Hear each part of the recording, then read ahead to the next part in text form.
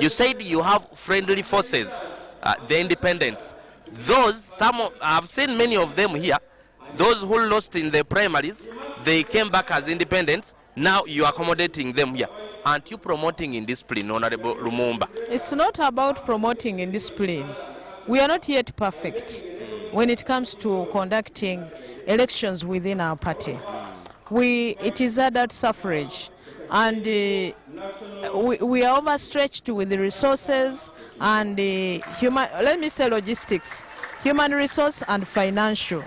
We are not yet perfect, but where we have realized that we have made mistakes within our internal organization, we have to acknowledge, and it's after acknowledging the mistakes that you can find solutions. Remember, we started off with electoral college for primaries in 2006. Members said those are few, they're easy to compromise. We went for adult suffrage, and then they said the number is too big, but let's not have secret ballot. We went with open voting, and now open voting, there are issues. We have to keep improving. So those are allegations that have been made in different parts of the country. I don't want to rule it out, though I don't want to confirm it, because I don't have enough evidence as a leader on my hands. But most importantly is, in politics, the majority takes the day. The bigger the number, the better for you. And for you to have the majority, that means you must be accommodative. But of course, having also discipline running across. And we do that as a party. Though some are not happy about it, both sides, by the way, those who are flag bearers and those who are independents, some are not happy with it. Let me give an example. Like when you observe, there are some constituencies which we lost because we had a flag bearer and then somebody contested as an independent, and we ended up losing it to our sister parties. That happened, but that doesn't mean that we should negate completely the issue. We have to look at it and find solutions. Leaders are there to provide solutions to the challenges. That's a challenge to us as leaders, especially to me as the Secretary General. We must find a solution to it. But allow me to tell the country why we are here. Yes, we are here for orientation, but yes, we are missing those to be in the next parliament, who are incumbents, who are in the current parliament. Probably they are oriented in the other. But what we've handled here are basically issues that they had in 2016.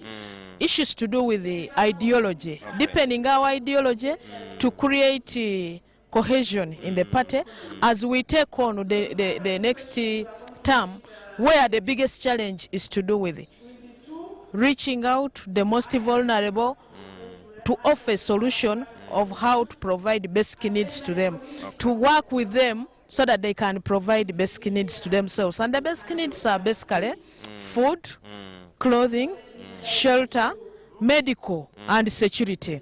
Yes, government provides security, but it also takes the responsibility of the individual.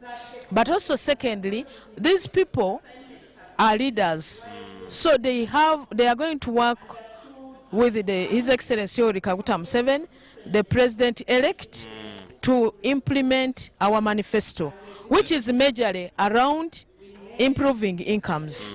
And that is something we are also going to discuss here. So this first week was quarantine, and we have tried as much as possible to handle issues to do with the ideology and the history of NRM. So the next issue, we are going to deepen ideology and also handle issues to discuss issues of economic transformation. Okay, now Honorable Kasule Lumumba, talking about how long is the retreat going to take? 3 weeks. Okay. The national chairman will be coming in today for official opening and stay up to the 29th. We shall be closing on the 29th of April. By the way, people out there think that when you come here, you come to eat meat, you come to share money. We have, that has been an issue. of publicity, giving out information. We have tried as much as possible to record to record issues to do with the issues which are presented here, the lectures, to post them on social media, Facebook and whatnot, so that people get to know exactly what happens here. Okay. The food which is provided here is basic food which people have in their homes: posho, beans, rice, peas, and once in a while beef, and the chicken is only provided only thrice a week.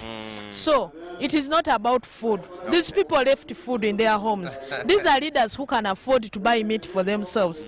They've left their comfortable homes. They've left, most importantly, their families to come and stay here with us. So as they come, it is the meaning of the people who they represent to think so, because they know them, they live with them, they know what they eat in their homes. That's the meaning. Hope is not from our competitors. But anyway, even if it comes from the competitors, it is our responsibility to make it, to give out information as much as we can.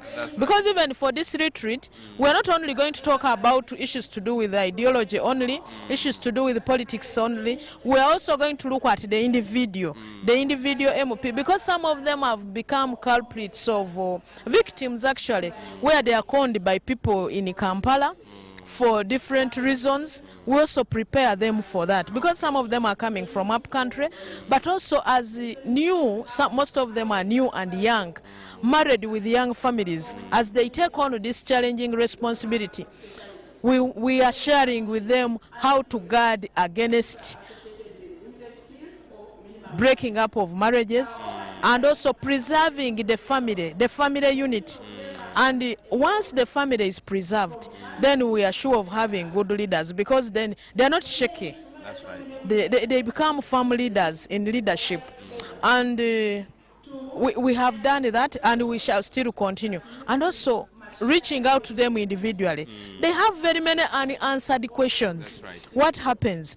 Yesterday we had a session where even some to do with the family, integrity, intrinsic values in leadership, the benchmarking for the next parliament.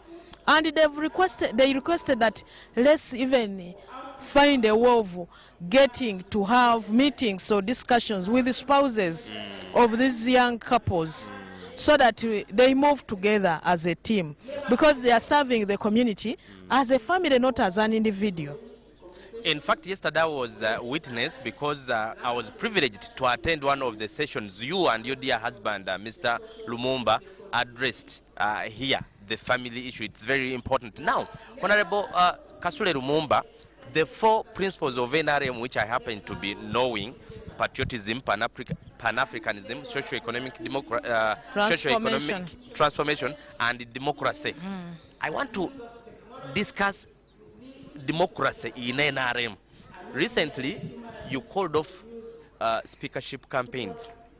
People should not. I know you must have attended that meeting. You called it, no one should campaign. Is that democracy? Very much so, because we are in multi-party politics. When it comes to politics and a multi-party, there is what we can give a subtopic of parliament and the political parties. Political parties sponsor the candidates, and the candidates, some were successful, some were not. And when you sponsor the candidates for the different posts, you still have to take the lead as a party when it comes to taking up leadership in those institutions, whether parliament or local governments. Apart from having elected the president and the chairpersons of LC5, we also have interest in knowing, interest in who becomes the speaker. As political parties, any serious political party would do that, if they have representation in those at that level. So as a party, as NRM, the process or the procedure has been that when the time is, those who are interested, a program is brought out by the Secretary General. The Secretary General can even delegate the Chief Whip. People who have interest express interest, And it doesn't stop at only those who have expressed interest. The party can even pick on somebody and say, please express interest.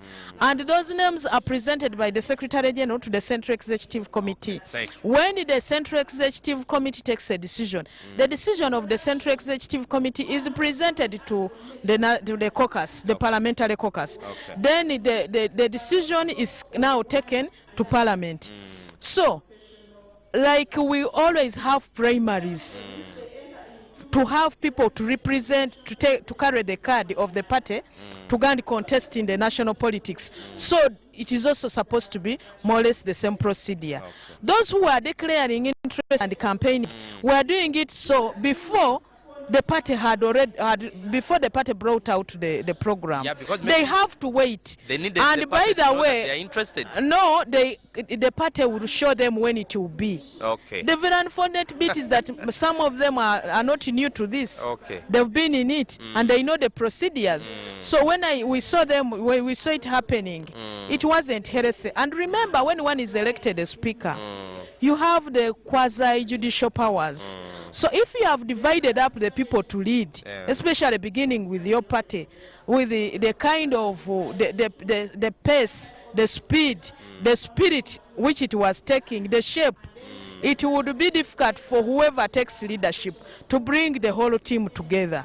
And that's why the decision was taken under the national chairman that let's have these people wait until, because first of all, the time is still on for this parliament. So until when this parliament has ended, then we shall bring out a program.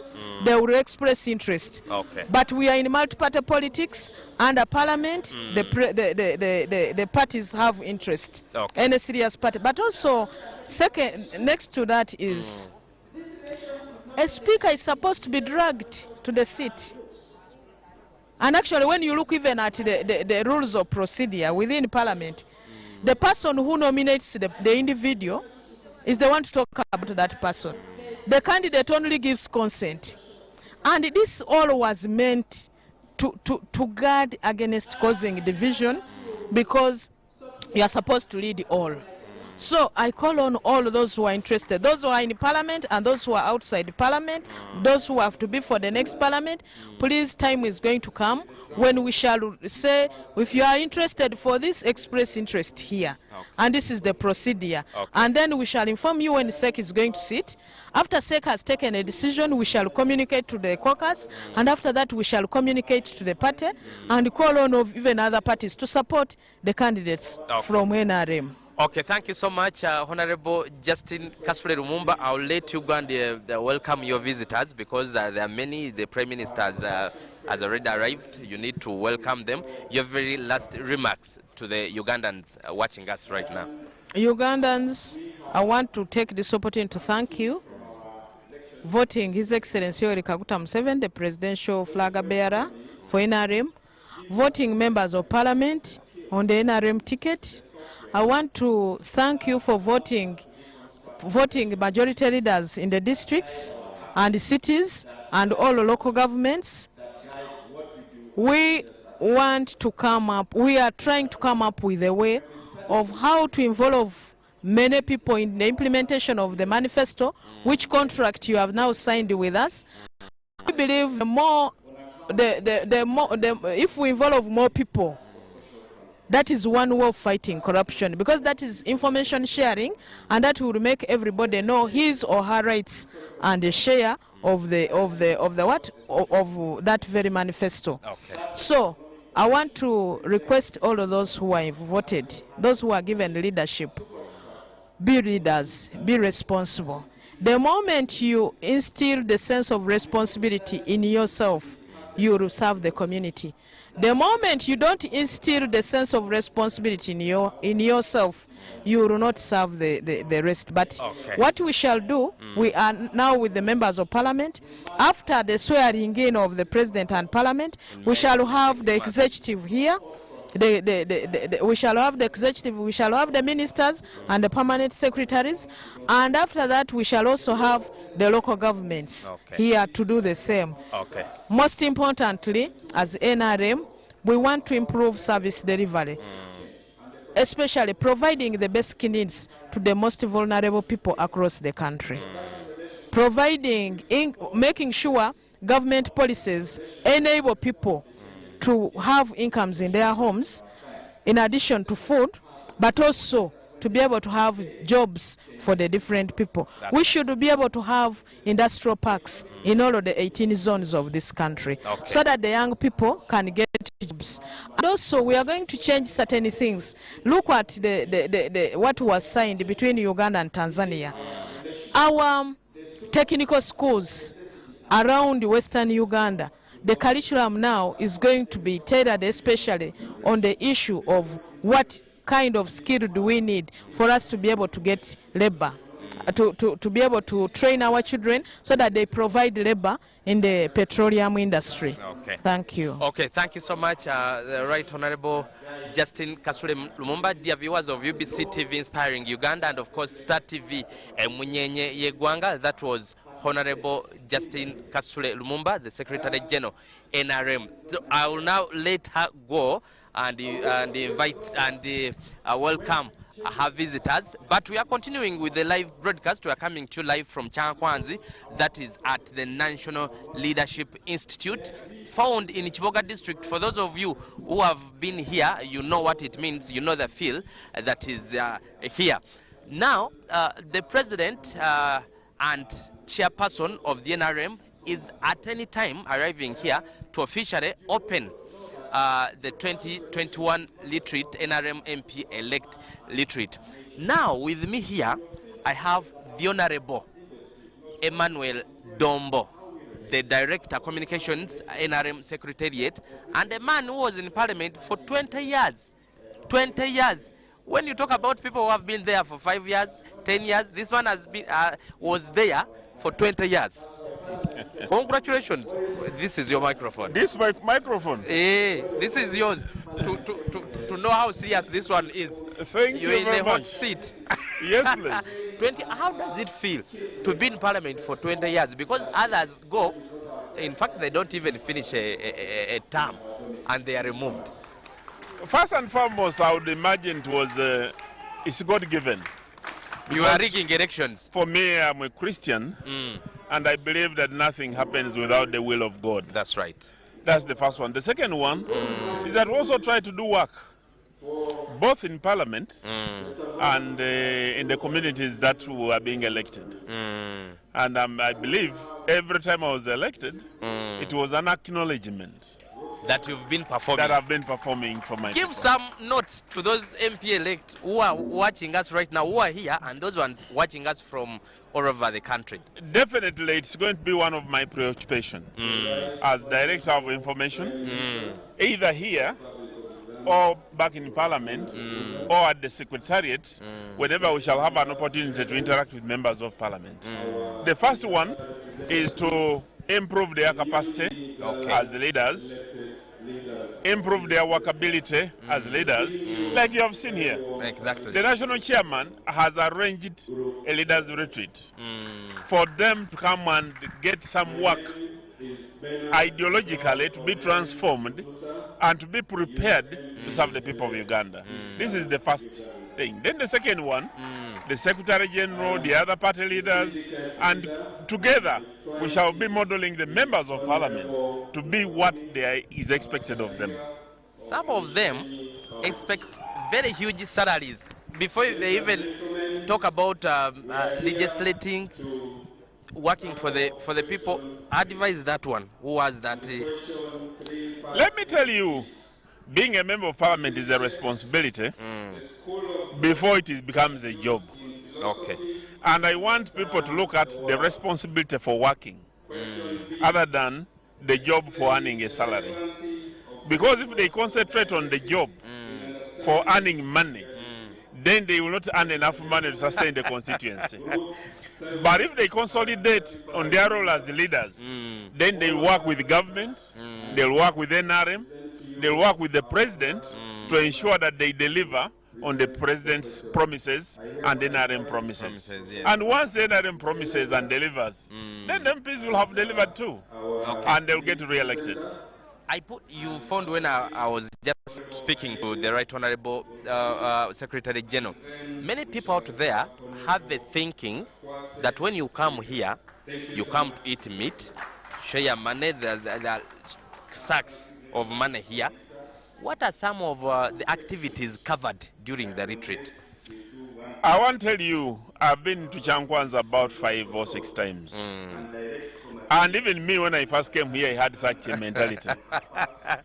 That's why what I used to... It is all about sharing. Sharing and merrymaking and whatever. Okay. But I want to tell you that everybody, I want you to interview members of parliament.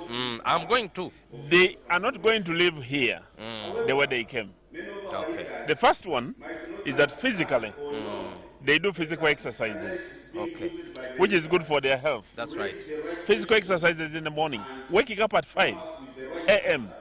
to do drills, running, exercising. That's good for health. To do aerobics. In Uganda, we emphasize curative medicine. It is high time we started emphasizing preventive medicine so that people can come and work and they prevent instead of treating the sicknesses. Okay. The second one we do is the origin of man and the development of politics and how leaders are generated and the responsibility of leaders. Okay. Do you know that a leader is a doctor in society? That's true. Who must prescribe people's problems? That's true. But where is their training? It's not there. Maybe now this one. Now, you expect According somebody to your description. You expect somebody to be a leader. Analyze the problems of the community. Prescribe the right medicine. And when somebody has never been trained, that is the fallacy and the problem and the ideological disorientation. That's true. Which has been happening in our country. So we believe with this simple dose, the members of parliament will go back focused for them to begin serving the people of Uganda. Then the other one is that we're expecting the keynote address by the national chairman. Who is the head of state? Who is the head of state. I want all Ugandans to pay attention to what the national chairman is going to say. He's going to say to the leaders here. But because of media, he's also going to talk to the people of Uganda wherever they will be. That's true. Let's tune in, listen it, and we shall be there discussing it over time in order to internalize what the president has for us. Even their TV station, the national broadcaster UBC, is relaying live. Are you sure? We are live. What we are discussing now? Live from Chankwanza. That is the capacity you've empowered to the national broadcasting. I must thank the UBC team, Mr. Morris Mugisha, yes, the executive director, and all the teams of UBC. That's true. Thank you for enabling us to speak directly to the people. And when they listen to the president, let them, even when people want to critique, that's one thing I've liked about President Museveni. He gives his theory, he gives his ideas, so that those who have alternative views can discuss them. And I'm telling you, we are going to go through them so that we enable the people of Uganda in various languages, wherever they will be, to enable them to understand the concept of the NRM and why we are here. Okay, I've seen some Iyala MPs here. Are they coming back also to ask to solicit for support in the next election?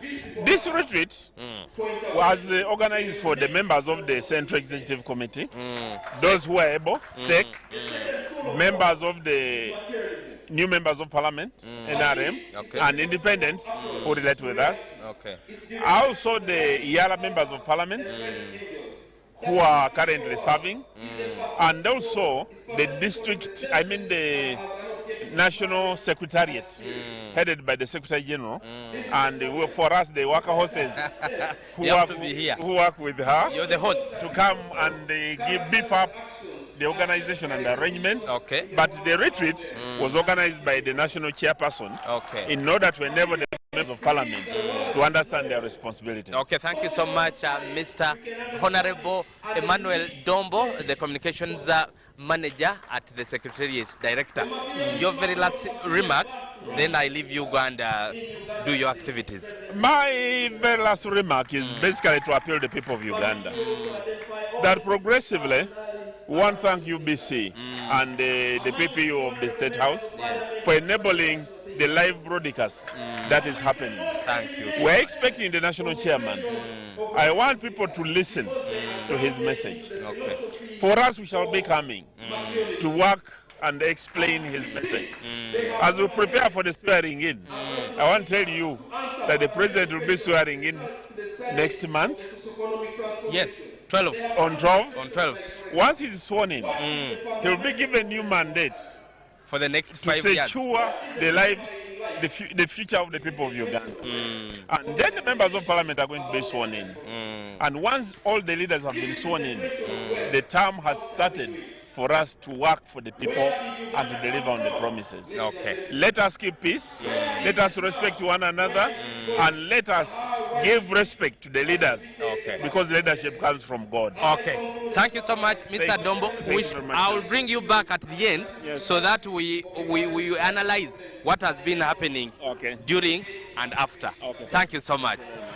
Dear viewers of UBC TV inspiring Uganda and of course Star TV Munyenyewe Yegwanga, we still coming to you live from Chankwanzi at the National Leadership Institute, NALI, and I'm called Dennis Blair Kalanzi. We are here for the official opening of the NRM MP Elect Literate 2021. We are having a feel of what is happening down here in Chankwanzi.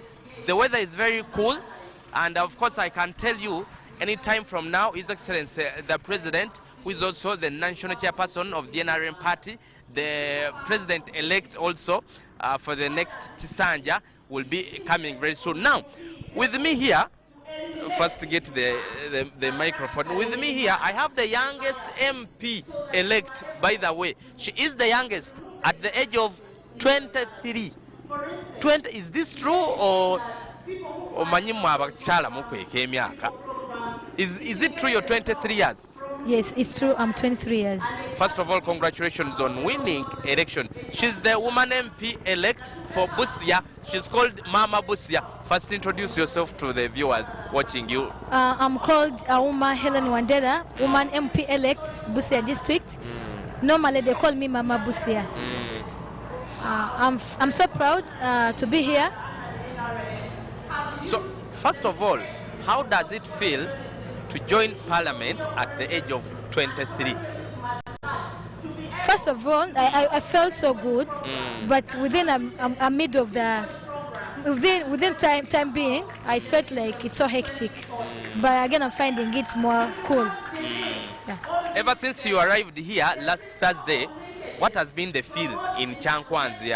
Are you people enjoying the place? Are you learning, or you're eating, as some people want to put it outside there? Actually, I think I've moved the whole Uganda, but I find Chankwanzi the best place in Uganda. And I would prefer, if the parliament is pushed to Chankwanzi, it will be the best place. But I don't think that can be. Chankwanzi, we have learned a lot of things. We have acquired a lot of knowledge. We have done enough exercises. You know, some honorables, from eating the grand seat, from eating parliament. But right now we have learned skills. Actually, even when I reach home, I can do a lot of exercises. I've learned enough. We have at least associated. I've got friends. I've learned from. We have here the MPs from the 9th Parliament who lost 10th Parliament. They're here, and I've been associating with them to learn more about them, because they have a lot they know, which for us the new elects we don't know. So I've enjoyed Chankwanzi for real. Honorable Uma, what are your expectations for this retreat? My expectation, I expect to learn a lot from this retreat, and I expect to be the best leader in Uganda. Because whatever we are getting here, we have many lecturers, facilitators who acquired a lot and are imparting in knowledge. So I've learned enough, and I'm expecting to be more and more wise. What message do you have for the people who put trust in you in Busia to elect you the incoming woman MP Busia district? Actually, my people have a lot with them. We know voters. need someone who is so social, and I'm a social scientist, so I used to be social with them. And what I just promised my people, or what we shall work together. And I know a good leader is someone who works together with the people. So I can't talk much because I've told you I'm a new electorate, so I don't know whatever is in front, but I'll work whatever I'll be working. I'll get their guidance and we shall work together. Yeah, yesterday one of the facilitators warned you MPs, more especially you young MPs, against conmen. Men will come, they park their V8s, their Range Rovers near your Toyota Corona Chivina to con you. How did you take that message? Are you guys prepared to avoid, be careful about these conmen who are around Parliament? Actually, I'm so aware, and that topic was real good. As they're talking to honorable members, actually it was tackling me like someone who's not yet married. But you're not yet married? Yeah, I'm not yet. Okay. So, but the experience I have, okay, I'm a counselor. I had some little experience. Those men have already begun coming, because I've already so far received the twin in Kampala. Someone's calling me, I have this and this. I want to be business partners, and I need a con men because because they know you're going to be having a lot of money. First of all, the 300 for the car. Yes, sir, I've been getting such people, but I know how to play cool. I know how to play games, actually. Okay. Okay, your very last word. Of course, we want to let you, the president is anytime soon coming. We want to let you go and, of course, participate in the opening. Your very last word. One, for the MPs that have been elected for the first time like you, then two, for your constituents in Busia. First of all, for the new elects MPs in Chankwanzi, the word I would give, they have to work, and I pray that we continue working together. I think we shall make the best parliament in Uganda. So far we have been working together. Okay. Secondly, I'll just thank the people of Busia for voting President Museveni. And I promise the people of Uganda, the people of Busia, we shall work together. So just support President Museveni, support us, and we lift the party, the NRM party, and we move ahead. As our party says, movement, we need development, we need everything. Okay, thank you so much, Honorable Auma, and we wish you good luck in your endeavors. Thank you so much. Thank you so much. Okay, I'll let you go. Dear viewers of UBC TV Inspiring Uganda, that was Honorable Auma, woman MP-elect, Busia, the very youngest in this coming parliament. At 23 years, things are possible. So for you who is out there, don't think that things are not possible. Gwenno omulungi atulaba ku Star TV nkugamba nti tukyali fenna tukutukako buterevu okuva eno ekyankwanzi mu district ey'Ekiboga nga tuli eno mu lusirika olw'ababaka abalonde ab'ekibiina ekye-NRM ng'omukulembeze w'eggwanga olunaku olwaleero agenda kubanga aluggulawo mu butongole ekiseera kyonna agenda kubanga atuuka wano. Nze Dennis Blair Kalanzira tutegeezeddwa nti omukulembeze w'eggwanga era nga ye ssentebe w'ekibiina ky'NRM agenda kuba ajja ne kabiite we era nga ye minisita w'ebyenjigiriza n'emizannyo Honorable Janet Kataha Museveni. All right, now you people, viewers watching us live on UBC TV Inspiring Uganda, we are still interacting with MP-elect. Now, with me here, the man I've brought you was the man at the center of the controversy of an election that was in Koboko municipality. First of all, before I even introduce to you, Dr. Charles, are you now the new gateway to Koboko? This is your microphone. First off with that, are you the new gateway to Koboko? Thank you very much. Good afternoon, viewers. We no longer have a gate. We removed the gate. And those are barriers to trade. So now it is a free highway. Yeah. I love your response. Thank you. That's good. Thank you. Congratulations, first of all. Thank you very much. First of all, tell us the feel of Chankwanzi.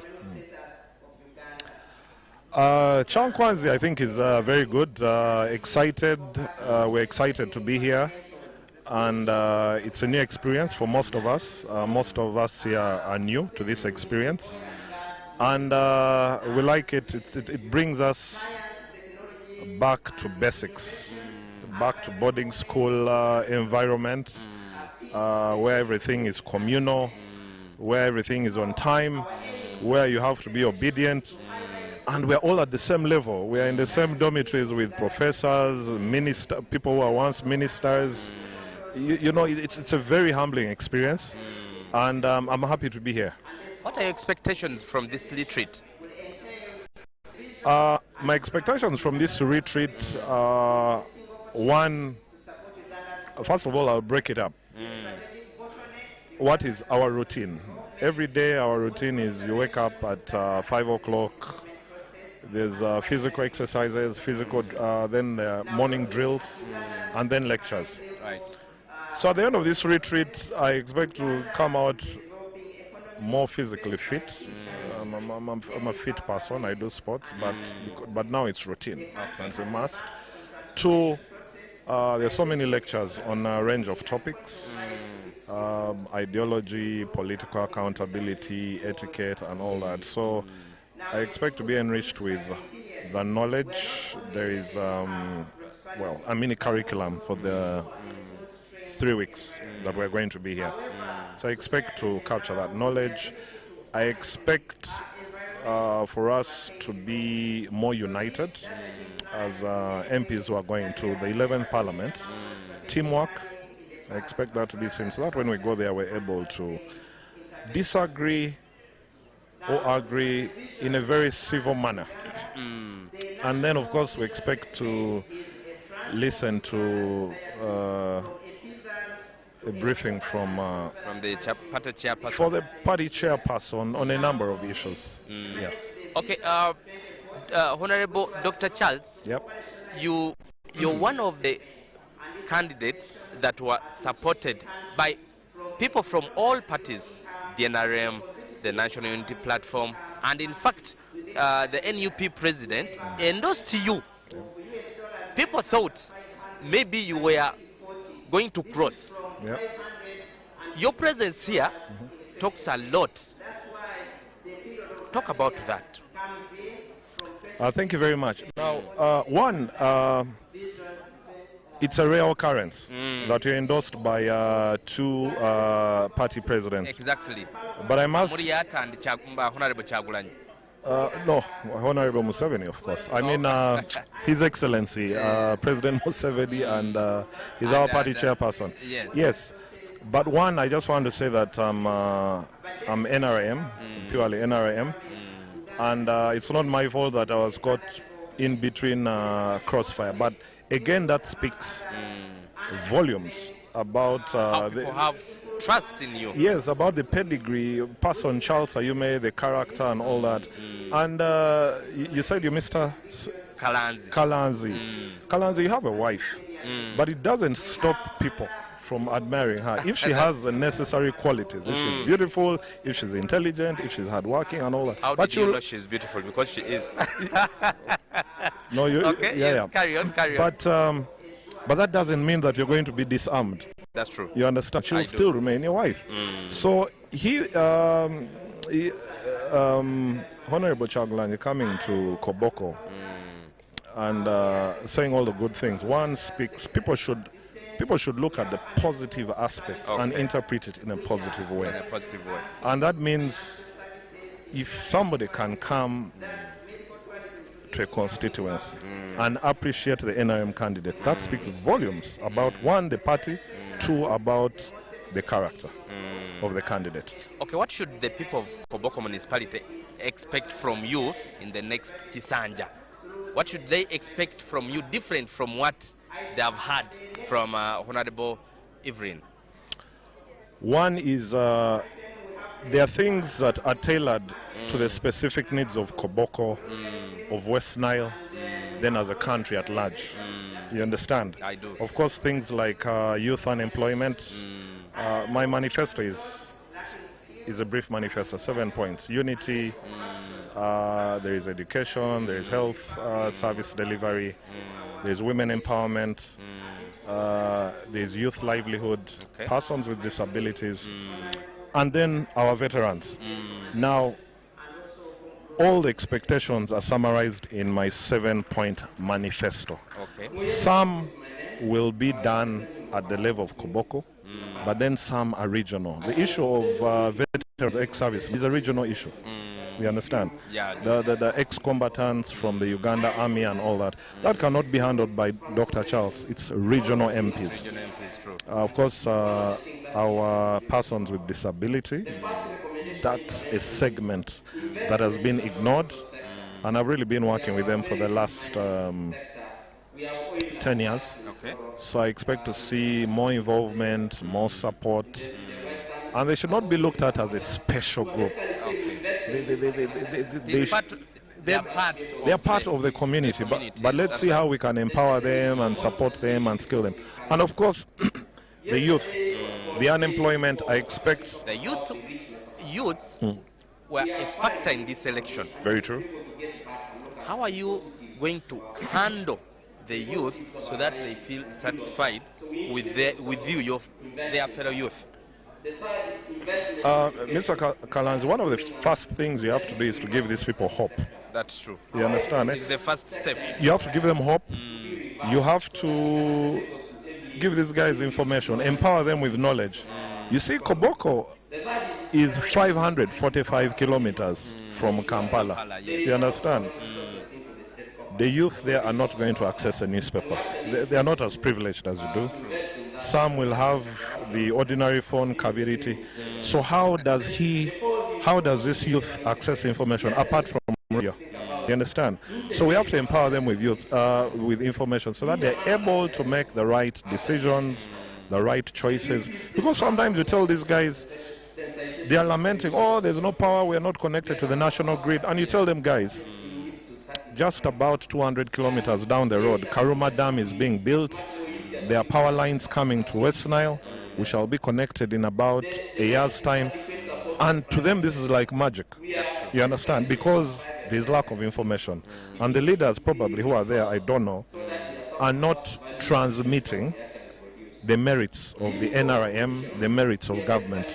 So one, I see there's a big problem of information. The government is doing a lot. Roads. But this information is not out there. It's not out there. What are the ministries concerned doing?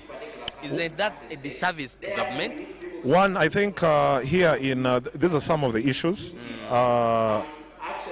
we shall raise in this retreat. That the NRM party is doing a lot of commendable work in the region. When you look at strategic plans of ministries, when you look at the National Development Plan, all these things are enshrined in there, but it's not translating down to the person. That's true. You get my point? I'm sure if I got a bunch of youth from northern Uganda and walked them through the turbines of Karuma, you know, the tunnels, sorry, they would be mesmerized. They would be given hope that, you know what, we're going to get power. When there is power, we can industrialize. We can have grinding mills. We can have chibandas. We can have all these kind of things. But it is not there.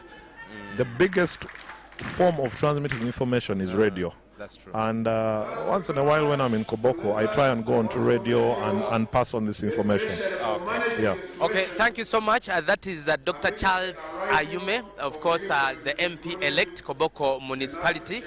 We shall leave you to grant perspectives in the opening. Maybe your very last Oh yes, word. and I think we are Koboko. We are very strategically positioned with South Sudan and DR Congo. And I think in this same meeting, one of the objectives of the NRM party is Pan-Africanism. So it's in my best interest to see pacification of South Sudan and DR Congo. Those are our biggest trade partners, but unfortunately, the trade is being affected by insecurity. Exactly. Like recently, our people were killed. Exactly. Businessmen from Koboko. Good you've brought it up. Talk about it. What should government do so that our people can transact business with our neighboring countries peacefully? Exactly. One, now these MPs should know that sometimes when the president, when government, when the UPDF says we are going into South Sudan, Yes. it should not be taken in bad faith.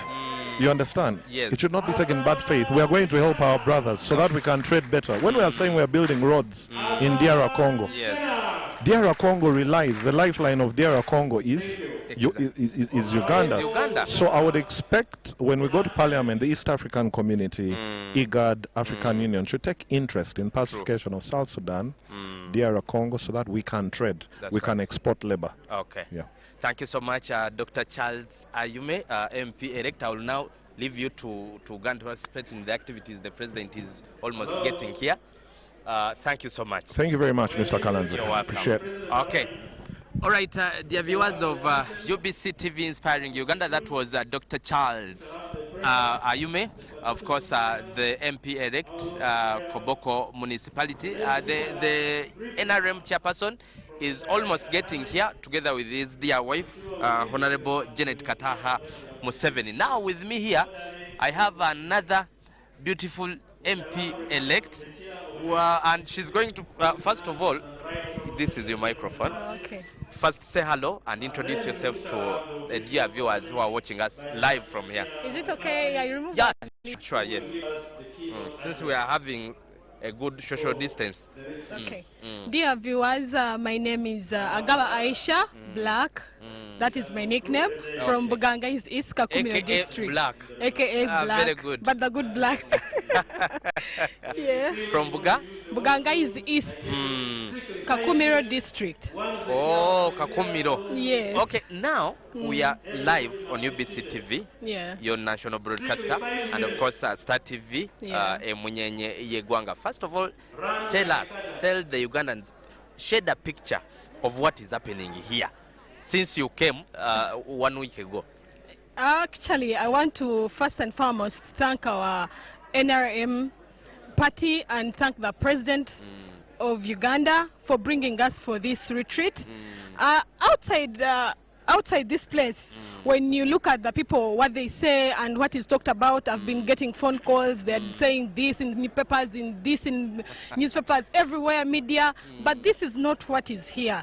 Really, this is a good retreat. It is not what is here. Actually, my colleagues have even asked to extend this retreat to other places. Even teachers should get this. Yeah, I It's thought really to extend your educative. retreat that you don't want to leave this place. No, actually, we would even want to stay because we are learning seriously and we are okay. getting what to do, what we are supposed to be doing for our people, being patriotic, loving your country, loving everything that is coming from your country, then we can head to development. Now, you come here as NRM, as Yeah. new MP elects to this retreat. Many people out there say that when you come to such retreats, you're told to represent the party positions, which sometimes contradicts with the people's decisions. Yes. How are you going to handle that? Actually, it's not about representing only the party issues. It's representing the Ugandans. That's what I've said. Because I'm they're really the ones happy. who have sent you. Yes, that's why in I've the said parliament. I'm really happy being here. That's what I thought. Actually, the big word is here they are bringing us to be brainwashed. Okay. That loving the party. But here it's just loving your country, being patriotic and delivering. And they are teaching you how to become a very good leader for your country. So by becoming a good leader to your country, you can become inspirational to others. Others can love what you're going to do for them. And you should know how you're going to do for them, the starting point and what the state has to provide for you. Not looking at people's wants, looking at people's needs. What you should do for the people on ground, what they really need.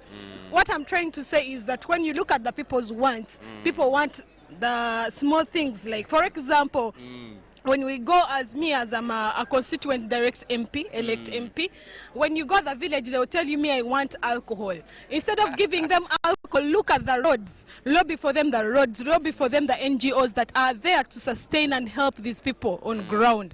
Because when you actually sensitize them to move away from looking at what they want instead of looking at what they need. That is what is here. In fact, government has got so many development funds, Emyoga, the Women Fund, the Youth Fund, so many, but many MPs, they have failed to tap or to enlighten their constituents what and how they can use this money to develop their constituents. How are you going to handle that? That is what brought us here, to study and get to know the lines we are going to take in order to lobby for our people. So what I'm going to do is that I'll get the knowledge I've acquired from here and go into the society and get to know what people need instead of the want, and deliver from our government and represent our NRM government within the people, and the people get to love more and sensitize them more about our NRM government. When people, at this time, some people still look at the 1980s, not knowing that even the Romans are still building, the Romans are still growing up. We cannot grow up in one day, but at least we shall deliver what our NRM government has. And we look at the manifesto of NRM government, because I remember when the president came to our place that was in Chibale, tried to say there are time people were producing at an individual rate whereby they were looking at what to eat to survive. But now, those were the 80s I'm talking about. But now people have gone beyond that, are looking at commercialization. Now we are looking at integration, whereby markets will be created for more people, for more people to work and develop and take the products to a greater market. When we are really combined, I think we will have a bigger market. When we are combined as East Africa, I think the markets will grow and demand will grow, as well as the surplus will increase. Yeah. Okay, when you look at the incoming parliament, most of the MPs are youthful MPs. True. What should Ugandans expect from these youthful MPs who are here? Should Ugandans expect to grab their resources and all that? Because many say that some of you are still, okay, I'm not saying you, yes, but some of you are also just looking for jobs. It's not about looking for jobs. I think the people who really stood in for us to give us the votes knew our potentiality, that we would at least serve them, would at least deliver. And I don't think it's according to the mindset, like what I've learned from here. It's according to what you take it to be. But at least I think the youth are energetic and they're still young. They're able to run where the old people could not reach or cannot reach. I think this youth, if we develop whatever we have gotten from here into our mindset, and we bring out, and we come out with an ideology. It's called ideology. Then ideology. When you go into the society and get to know what people really want, that's what you will take for them. It's not about grabbing resources. Oh, we have no jobs. Jobs are there. Actually, even Uganda is looking at innovating, inventing jobs for yourselves. Recently, I was talking to a colleague who had visited once in China, told me even as smallest household in China, at least they are innovative. They are creating something to put on the market, at least for survival. I think that's what Ugandans should look ahead to do, because apart from here, we have other things to do. But this is a heart giving, whereby you have decided to give your people and deliver what has not been delivered. And secondly, to remind the people that this is you, this is our government, it's you and me. We have to work hand in hand to love our country, to be patriotic, and to develop our country, and to deliver in it. Don't expect only MP to deliver. Only leaders. You look at leaders, this one has not developed. But it's working hand. You know what is happening about the youth? When the youth are saying the president has not delivered, it's not that the president has not delivered. They are left out, even in leadership positions. They are not there. You have to first think about us ourselves. How have we delivered, starting from our families? Then we go ahead looking at the country at large. What have you done before you complain about others not doing anything? What do you have, you as a person? So that because you as a person, I understand you can give, you can add to the development of our country. What have you done for yourself to show that really the president has not delivered? Then if you find out that it's you who has not delivered at the first stage, then we should learn. This is sensitization they are teaching us here. Learn to first deliver from your own home. Then after, you look at the government or at the state later. Okay. All right, dear viewers of UBC TV Inspiring Uganda, you're still watching us live from Chankwanzi, the National Leadership Institute, where we are broadcasting live the official opening of the 2021 NRM MP elect for this retreat. The president is almost few minutes getting here, together with his dear wife and Minister of Education and Sports, Honorable Janet Kataha Museveni. I'm still with the Honorable MP-elect. Now, Uganda, by the way, has come a long way. Yeah. In 1986, many things were in scarce. Today, we are talking about surplus of almost everything: sugar, banana, everything, almost everything. Now we have a challenge of market. As you youthful MPs who are coming in May, just some few weeks from today, how are you going to handle the issue of the market? Now that we have surplus of almost everything, but the market, the internal market, is not enough. The internal market, right, is not enough.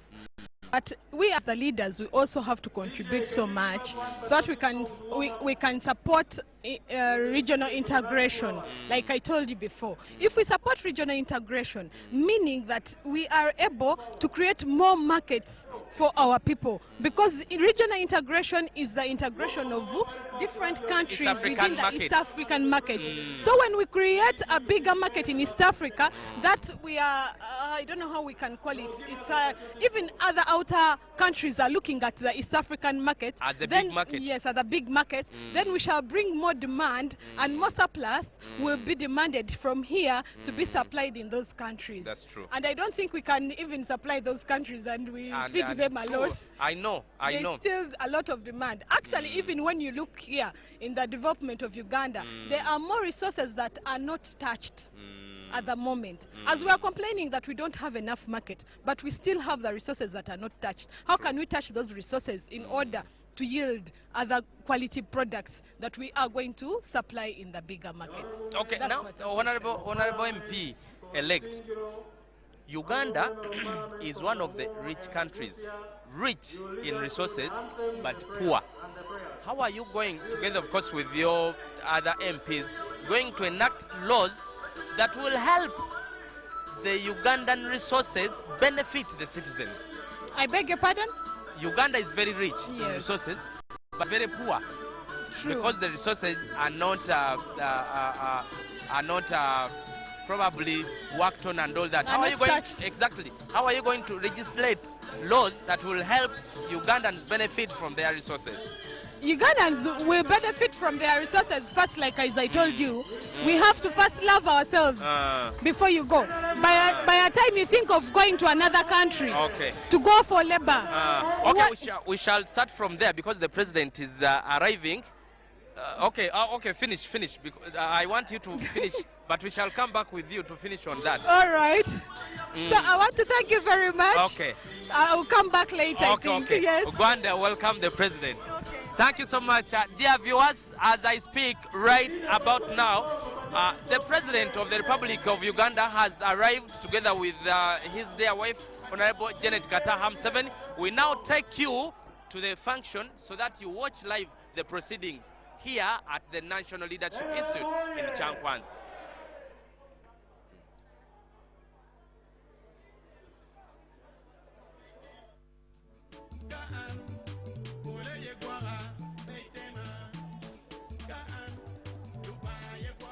NRM, all your members, please hurry up, the chairman is arriving. You are late.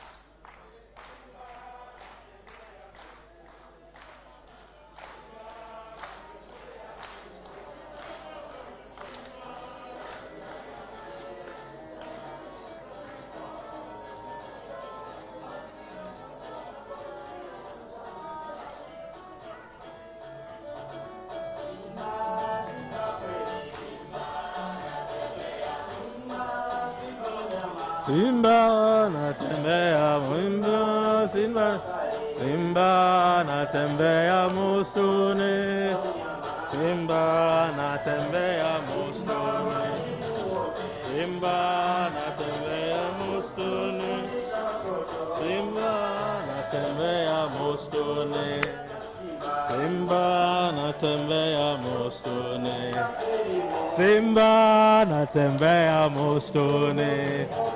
Simba natembea msituni, Simba natembea msituni, natembea msituni, Simba natembea msituni.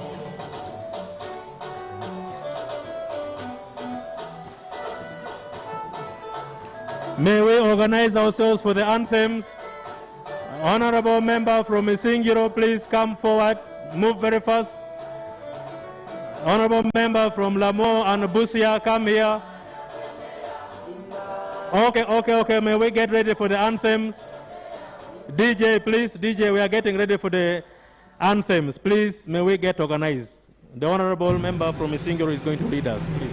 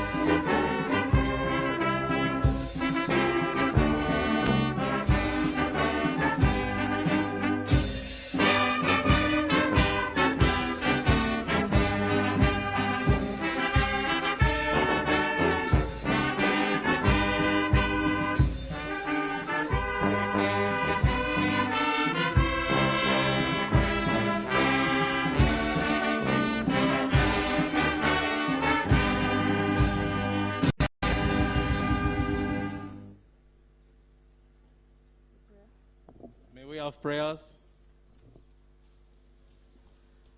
Let's humble ourselves for the patriotic prayer, and we shall also go through our Lord's Prayer. I am a Ugandan. I love Uganda. I serve Uganda. I'm loyal to Uganda. I'm proud to be a Ugandan. I must live and work in Uganda for God and my country. Let's humble ourselves for our Lord's Prayer. Our Father, hallowed be thy name, your kingdom come, your will be done on earth as it is in heaven. Give us this day our daily bread, and forgive us our trespasses, as we forgive those who trespass against us. And lead us not into temptation, but deliver us from evil. Amen. May you have a blessed day. My name is Claire Mugumya, woman member of Parliament-elect, Isinjo District. Thank you.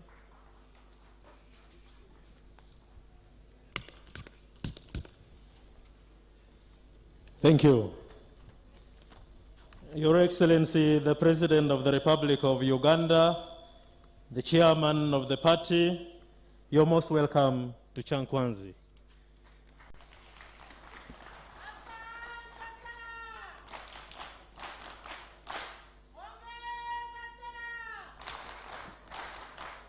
Thank you.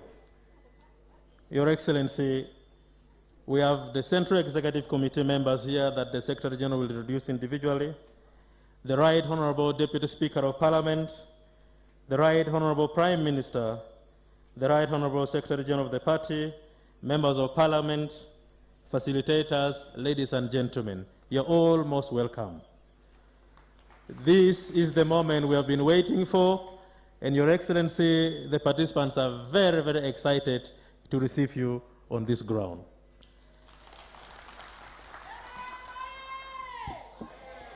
But allow me, in a special way, with your permission, sir, to recognize especially members of Parliament who represent persons of elderly age who have been with us all this time. They have been with us. It's an indicator that knowledge is power and knowledge does not know boundary of age. And thank you so much. They were running with us every morning, chairing sessions, guiding us. We like them so much.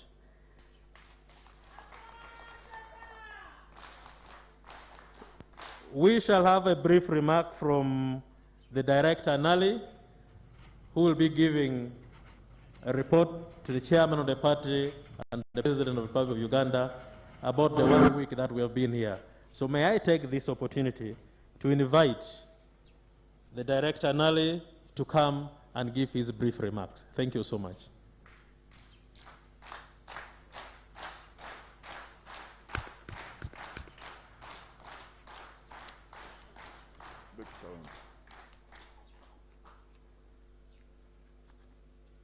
Your Excellency, General Yoweri Kaguta Museveni, President of the Republic of Uganda, Commander-in-Chief of the UPDF, Chairperson of the NRM party, the Right Honorable Deputy Speaker of Parliament, the Right Honorable Prime Minister and Ministers, the Right Honorable Secretary General, Right Honorable Deputy Secretary General, the Honorable Members of SEC, distinguished ladies and gentlemen, in your various capacities, including the members of Parliament, good afternoon. Your Excellency, the overall mission of the National Leadership Institute, Chankwanzi, is to help in the development of leaders with the requisite knowledge, perseverance, and integrity that will enable them to become primers and drivers of Uganda's socio-economic transformation.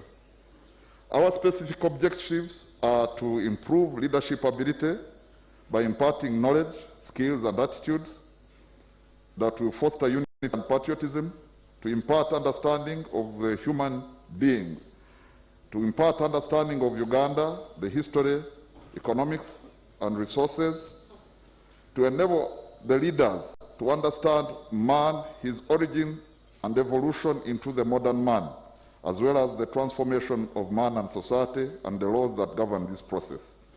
Your Excellency, sir, distinguished ladies and gentlemen, Uganda is now on the cusp of the takeoff stage of her development and transformation.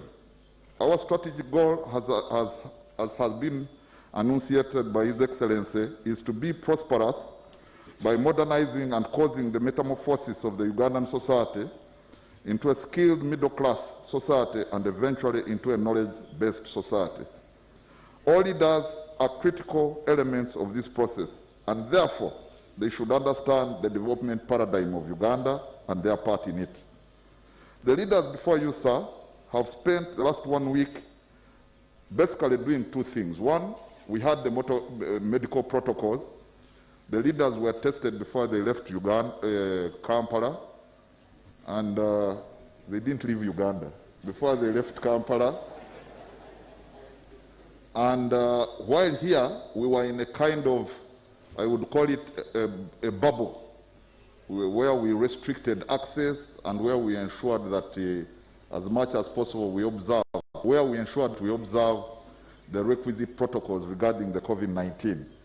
But together with this, we also gave the leaders a dose, a small dose of the other medicine, that is the ideological one. So they spent the last week, sir, discussing the fundamentals, acquiring knowledge and expanding their understanding of certain concepts in preparation for the second phase, which you are opening today, sir. The topics discussed were meant to harmonize their understanding of the ideology of the NRM and its rationale, to harmonize their understanding of Uganda, and to improve their leadership skills and knowledge by equipping them with the correct tools of analysis that would engender a scientific world outlook amongst themselves. So, Your Excellency, ladies and gentlemen, the leaders, honorable MPs, covered the following topics. The first one was mindset and mindset change by Professor Tarsis Kabwejere. The second one was introduction to politics and leadership by Brigadier General David Kasura Chomkama. The third one was understanding reality, that is ways of thinking, by Mr. Paul Dauk. The fourth one, introduction to political economy by Lieutenant Colonel Nathan Mwesigwa. The fifth one was introduction to historical materialism by Alfred Kamsala, Major Alfred Kamsala. The sixth one was introduction to the pre-colonial, colonial, and post-colonial history of Uganda by Majors Peter Lubega, Francis Abalmoy Abang, and Daniel Masera.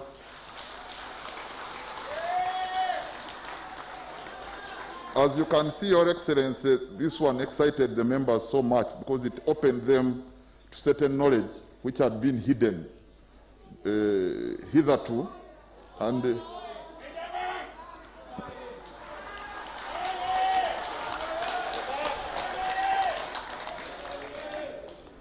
the sixth one was introduction to the economic geography of Uganda by Majors Chigozi Kawesa and Kakuru Onesimus. The seventh was introduction to the concepts of development and socio-economic transformation by Major GM Rwabujumbure.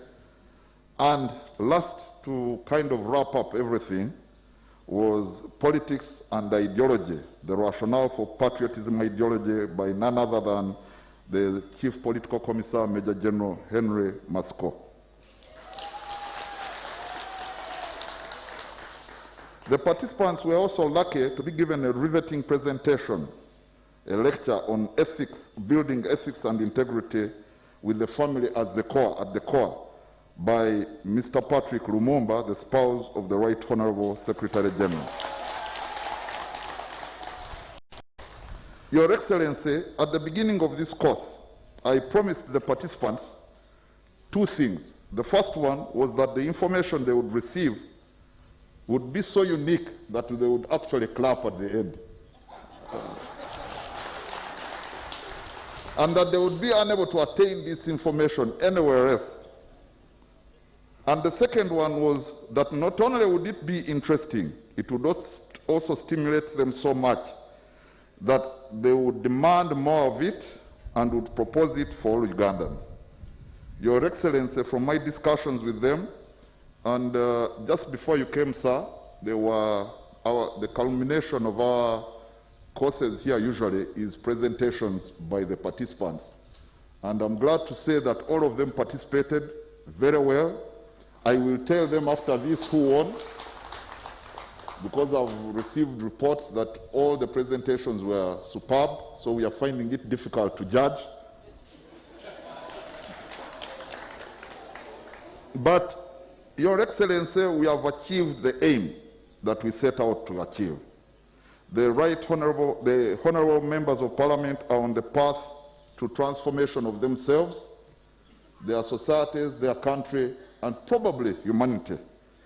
They are excellent leaders, and they know now, hopefully, the rationale for the movement ideology. Your Excellency, sir, it is now my great pleasure to present this report to you, sir, and to request the Right Honorable Deputy Secretary General. Thank you very much, sir.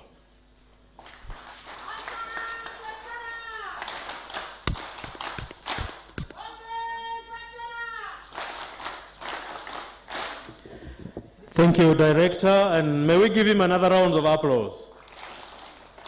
No. Let's clap like others. Asante sana.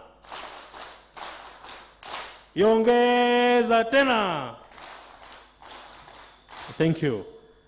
May I take this opportunity to invite the Right Honorable Secretary General to give a brief remarks, and then later on to invite the Right Honorable Prime Minister, who is going to chair the session for the National Chairman. Thank you.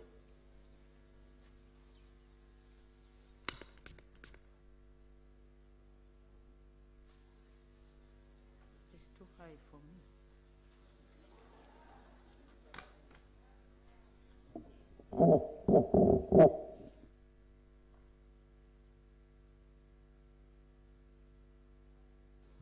Thank you so much, Deputy Secretary General of NRM, Honorable Richard Todwong, His Excellency Yoweri Kaguta Museveni, the President of the Republic of Uganda, and the President-elect of the Republic of Uganda, the National Chairperson of the National Resistance Movement, our father and father of Uganda. Members of the Central Executive Committee, Your Excellency, allow me introduce the members of the Central Executive Committee, most especially to our members who have come in to join you and lead us in this country. Your Excellency, I want to begin with Right Honorable Jacob Olanya, the Vice Chairperson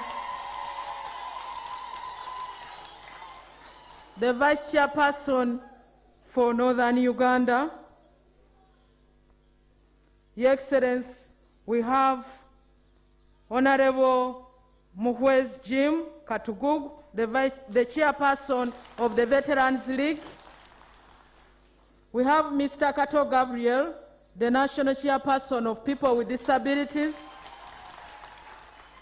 We have Dr. Mwesigwa Lukali Robert, the National Chairperson of Entrepreneurship League. We have Honorable Lydia Wanyoto Mutende, the National Chairperson of the Women's League. Your Excellency, we have Honorable Huda Oleru Obason, a member of SEC. Your Excellency, we have Honorable Godfrey Chiwanda Subi, the Vice Chairperson for Central Region. We have Honorable Singh Katongole, the Vice Chairperson in charge of Kampala. We have Muzei Gidudu Mafabi Dominic, the Chairperson for the Elders League. Your Excellency, we have with us here Dr. Ruhakana Rugunda,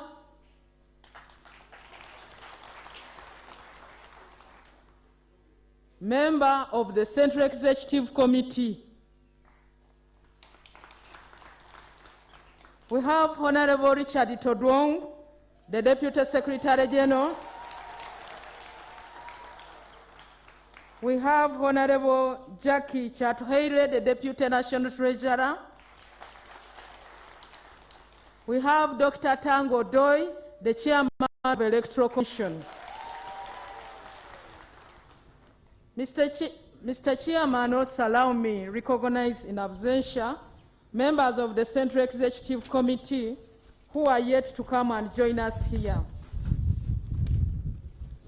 But they have sent their apologies for this function to you, that they are not able to be with us here at this time, but they will be joining. We have Alhaji Moses Chigongo, the first Vice Chairperson. We have Right Honorable Kadaga Alitwala Rebecca, the second Vice Chairperson. We have Honorable Alepere Simon, the Vice Chairperson in charge of Karamoja. We have Captain Mike Mukula, Vice Chairperson, Eastern Uganda. We have Dr. Chris Variomus, Vice Chairperson, Western Uganda. We have Haji Nasul Gaddafi, National Chairperson of the Youth League. Your Excellency, I want to make special request. We have also, before I make the special request, we have Honorable Kahinda Otafire, a member of SEC. We have Dr. Chionga Crispus, member of SEC. We have Honorable Dorothy Samari Hyuha, member of SEC. Honorable Ruth Nankabirwa Sentamu, member of SEC. Your Excellency, here with us, the one who has been chairing the session before you came in, is Mr. Tweheo James, the chairperson of the Workers' League, who is here with us. Your Excellency, allow me request you, we stand up and recognize the work done by one of your senior colleagues, Right Honorable Chirunda Chiveidinda, a member of the Central Executive Committee, the chairperson of the Historical League. Just a minute of silence, Your Excellency.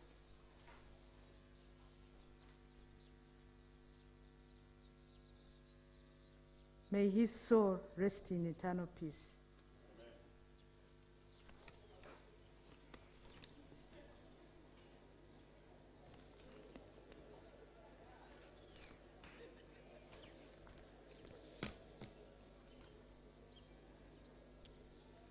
Your Excellency, here we have ministers.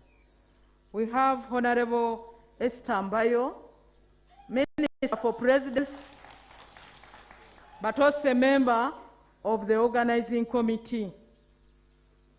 We have Honorable Eri Tumwine, who is also he has a historical, but also one of the facilitators on issues to do with security. Your Excellency, we have here members of the East African Legislative Assembly. Remember, Excellency, you are the champion for the East African Treaty.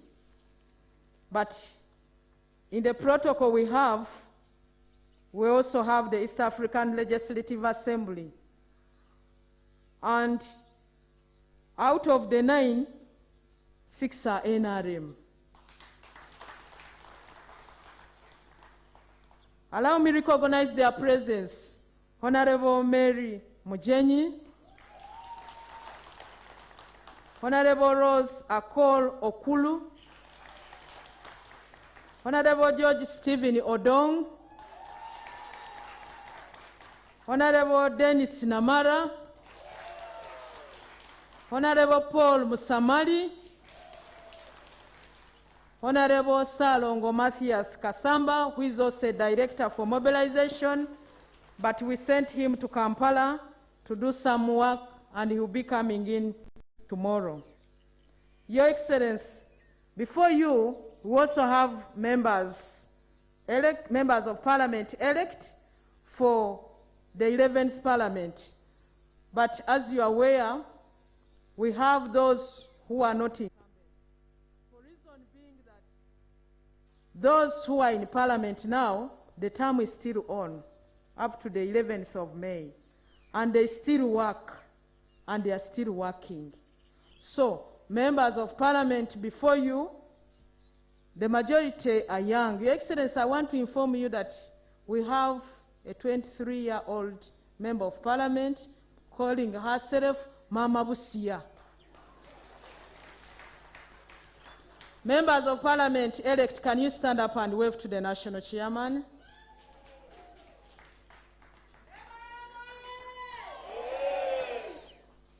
Your Excellency, majority are flag bearers of NRM, and some are independents, not because they wanted, but because of certain issues that were way above them and above us as organizers of the primaries, but the people who are given the mandate to decide on who should be the leaders decided and voted them. And they are very willing to work with you, very willing to work with us. Can you stand up for recognition?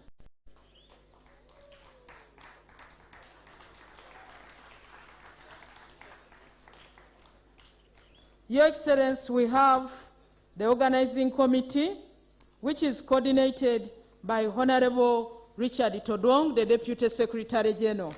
And he has been leading us from the beginning up to now.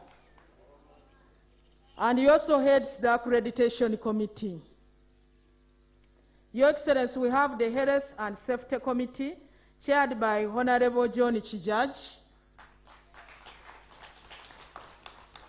And we have been working well with the scientists. Thank you for the team you gave us. The scientists have really guided us so well, Your Excellency, in that they will give a report tomorrow. But yesterday we had to test for COVID. And out of only one of us tested positive, meaning the scientists have really done their work before we came here, but also when we are here. Thank you for leading us in this fight against COVID. They are now looking at each other. I want you to be firm and strong when it comes to COVID. Uganda has performed well on the international scene under the leadership of His Excellency Yoweri Kaguta Museveni. And now that he's here with us, COVID will run away by itself. We have Research and Documentation Committee, chaired by Dr. Tango Doi. We have Welfare, Accommodation and Finances, chaired by Honorable Jacqueline Chatuheire. We have Media and Information, chaired by Honorable Dombo Lumala Emmanuel. Your Excellency, what I want to say is that this team, we've had here retreats, workshops, conferences, but I want to inform you, as the national chairman of NRM, it's the most disciplined team we have had in this place as politicians. Your Excellency, allow me also to recognize the presence of the commissioners of the Electoral Commission, especially Honorable General Semera, who have not mentioned to which committee she belongs, but she's part of the organizing team. Your Excellency, when you took a decision to beef up the staff at the Secretariat, you brought in more directors. Honorable Hajat Medina Naham, the Director of Finance and Administration, is working with the Deputy National Treasurer, Honorable Jacqueline Chatuheire. Apologies from the Director of Legal Affairs, Oscar Chihika. Your Excellency, we are working with the team under the President's Office, as I said before, headed by the Minister for Presidents, Honorable Mbayo Esther, the Permanent Secretary and the Director Nali and the team. And I want to say we are moving on well. Your Excellency, we also have the Office of the Government Chief Whip under the Office of the Prime Minister, and the team is also part of the organizers, and we are moving well.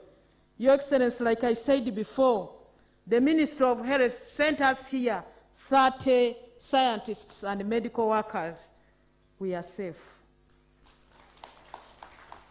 Your Excellency, I want to thank UPDF and the Special Forces Command who have been with us, and they are in uniform, but they don't behave like people who are in uniform. They're actually behaving like people who are looking for a vote, because that's when you can be the most humble human being, because you are seeking mandate from the people. I want to thank them. We have media. I want to thank you, media, and I want to thank everybody who has made this a success so far. Your Excellency, I want to take this opportunity on behalf of the NRM family to congratulate you for having won the mandate.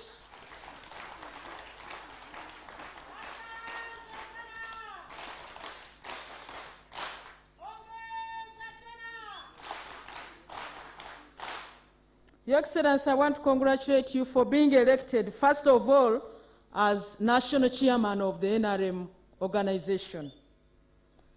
Also to be voted by the members of the party as the NRM presidential flag bearer.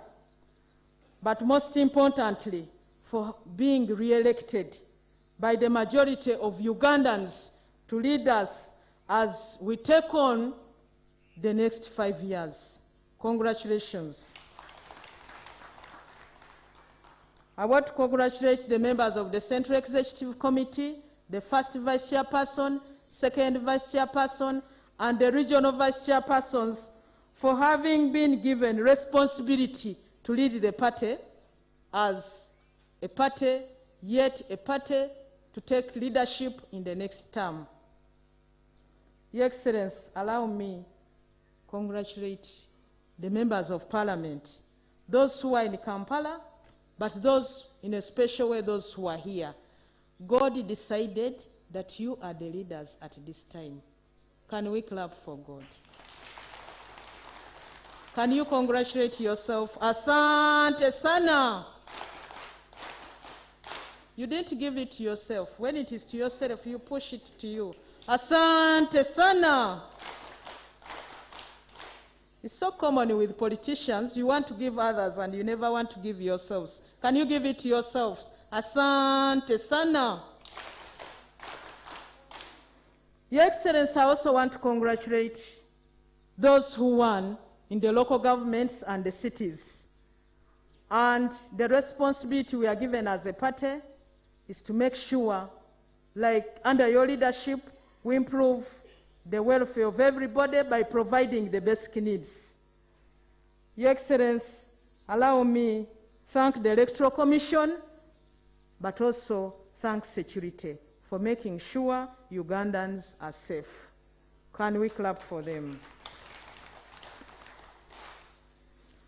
Your Excellency, as National Chairman of NRM, thank you for providing ideological clarity as the leader of the party. Apart from giving the orientation, you provide clarity. When things are not so clear, you come out and say, this should be the way to go. And most times, it leads us to success.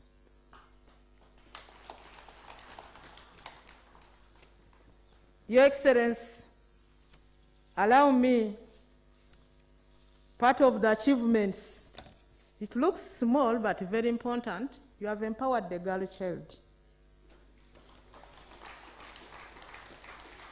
Your Excellency, when it came even to who should be the morale booster or the cheerleader of this team, there was competition. And your daughter, Achiro Nancy, the woman representative MP-elect for Lamo district, won. Can you show that you won?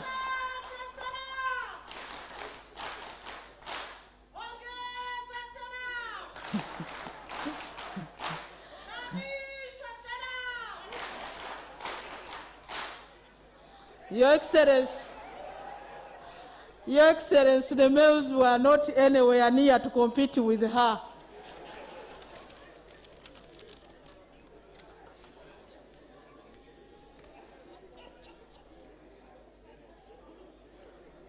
Your Excellency, in the 11th Parliament, I know you have the statistics, but allow me to say this to this country. Still, as a manifestation for empowering the girl child, Your Excellency, in the next Parliament, we shall have 15 females who are voted at constituency level in Parliament. And on both sides of the House, Can we clap for him? Your Excellency, I want to take this opportunity to tell you that we have been here, like the director earlier said, but the theme of this retreat is ideological orientation for socio-economic transformation. Your Excellency, you had the 15-point program, the 10-point program. When some of us were still in school, we came and found the 15. But all of these, under your leadership, were narrowed down to the principles of NRM: patriotism, Pan-Africanism, socio-economic transformation, and democracy. The underlying factor is the human being, meaning that whatever we do, the center is the person. And in our manifesto for 2021-2026, Your Excellency, securing your future, it is also about a human being. You have always struggled to make sure we work together as Africans to preserve the human race. This team is very ready to work with you. Can you demonstrate that you are ready to work with him as our head as we take on 2021-2026, as we secure the future of Ugandans? Can you clap for him?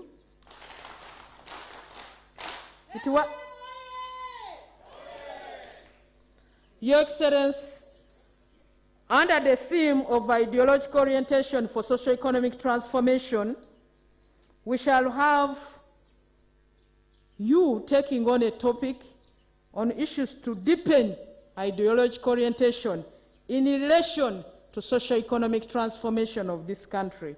You have always talked of working for the stomach only. So want to team up to put the two together, ideology and socio-economic transformation, to make sure the underlying factor of our principles, the human being, has better life, lives, everybody wakes up to be happy. Sometimes not possible, but the intention is to make sure most people are happy. Allow me, Excellency, make special requests that have been made by these people. One, they are requesting you as the national chairman. Some of them have never gotten the opportunity to be so near you, to see you as the father of the nation. They are requesting for meetings in their zones. If it can't be accommodated in the zones, at least in the regions, as part of the evening programs before we leave here. Your Excellency, they also requested that the special interest groups also request for special meetings with you, especially the team that has challenged the younger ones, the MPs for the older persons, under the leadership of Honorable Gidudu Mafabi Dominic. Your Excellency, another team that is requesting for a meeting is the team, the people with the petitions, people who are in court, because they have special requests they want to make to you as a team, so that we make sure we don't lose what we would have saved, given guidance from you. Your Excellency, we have a program that will run up to the 29th, but I want to thank you, Excellency. You have accorded us time. You have accorded us time as a party. You have accorded us time as a caucus. You have accorded us time as the new members of Parliament for the 11th Parliament. I want to take this opportunity to invite Right Honorable Dr. Ruhakana Rugunda to come and take up his seat as the chair of the session, and also take this opportunity on behalf of the people who are gathered here to invite you to come and give us the keynote address and officially open this retreat. Welcome, sir.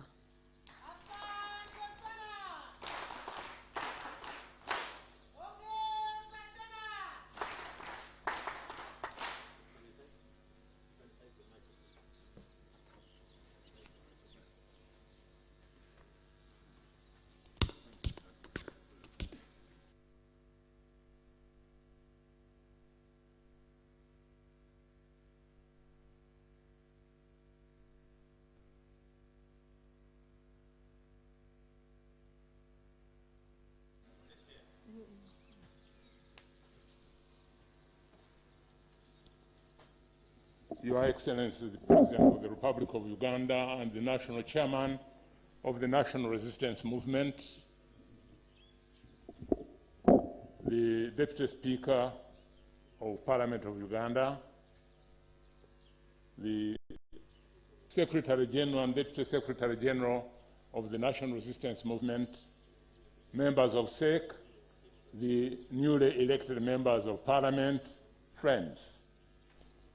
It's my great pleasure to invite His Excellency the President to talk to us, but before I do so, I better mention that His Excellency the President is going to be talking about unpacking the ideology of the national resistance movement.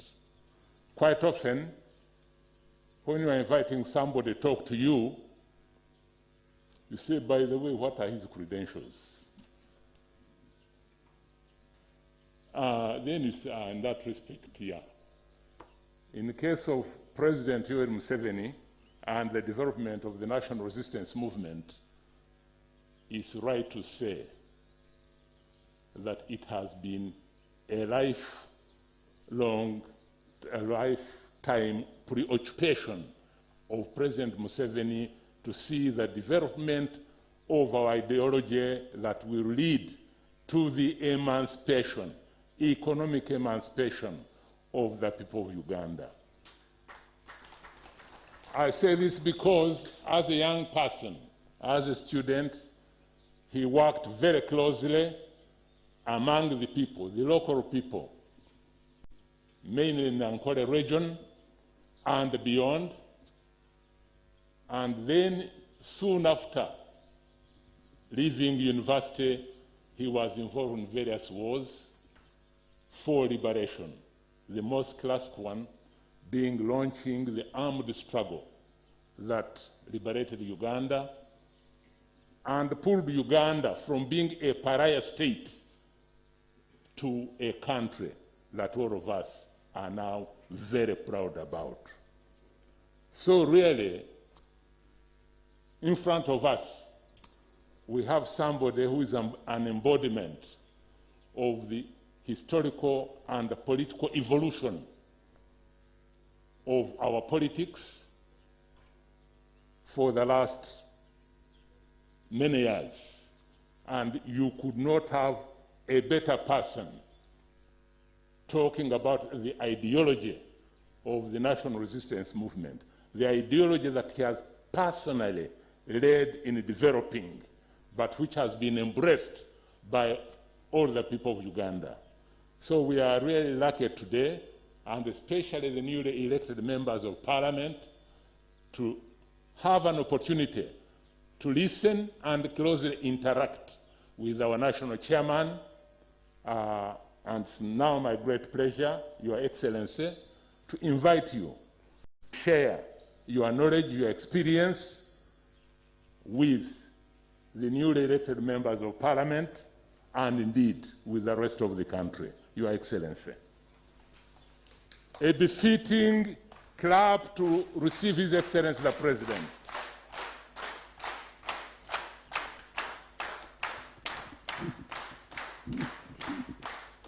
Okay, thank you very much. Thank you. Sit down, sit down.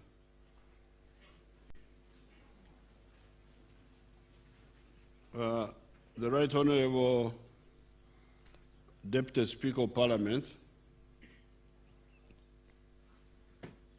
the Right Honorable Secretary General, the Right Honorable Prime Minister and Chair of Session, members of SEC, members of IALA, and the MPs elect of the NRM. First of all,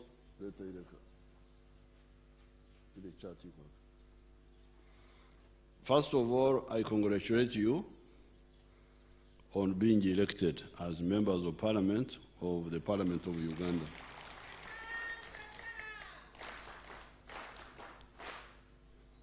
And it is good that we have started with this retreat so that you really don't make mistakes, which many other leaders have done and have failed. The leadership is not accidental. You can't do things by chance. You must know the problems of the people you are leading so that you solve them, and then they will be grateful to you. They will treasure your contribution. During this retreat, I hope you will cover 5 areas.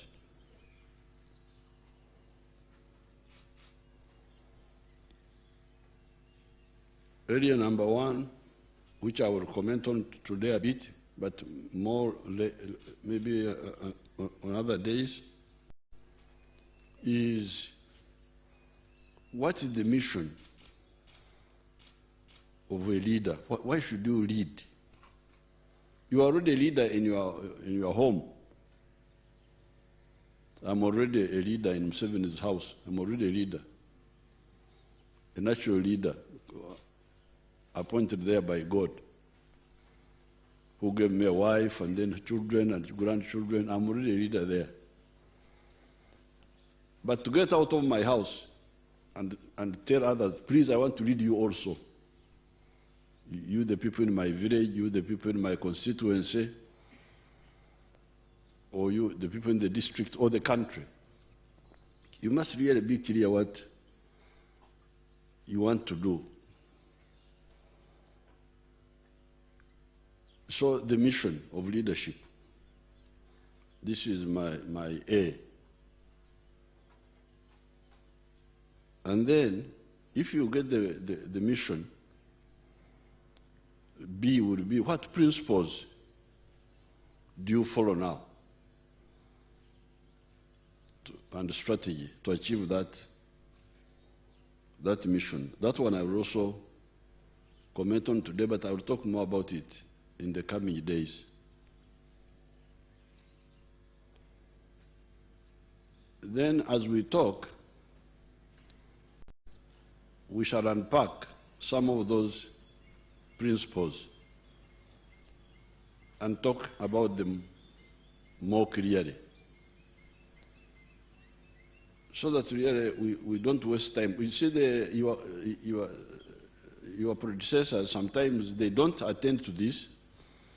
They think it is. They think that leadership is PR, public relations, attending burials, doing this, going and sit in the church the whole day, even if you have no contribution to make. But I can tell you that thing will not work. In the end, PR will not work. PR will fail.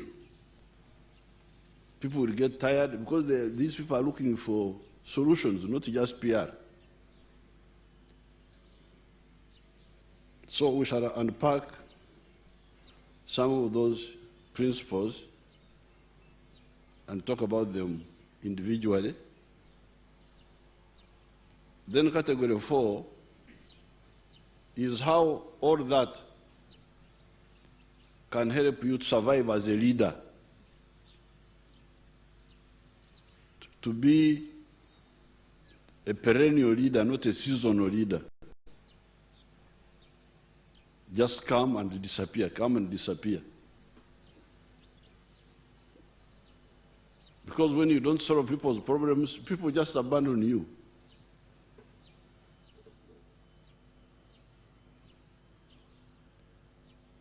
That's why you see people being introduced, a yariko in Uganda. The one who was once. And then finally,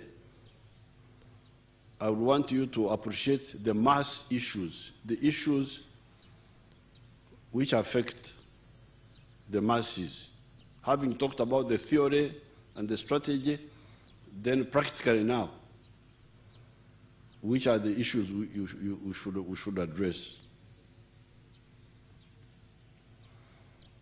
Now, in all these things we have talked about before, but the problem is that people don't take them seriously. They think it is just talking, and then they find it is too late.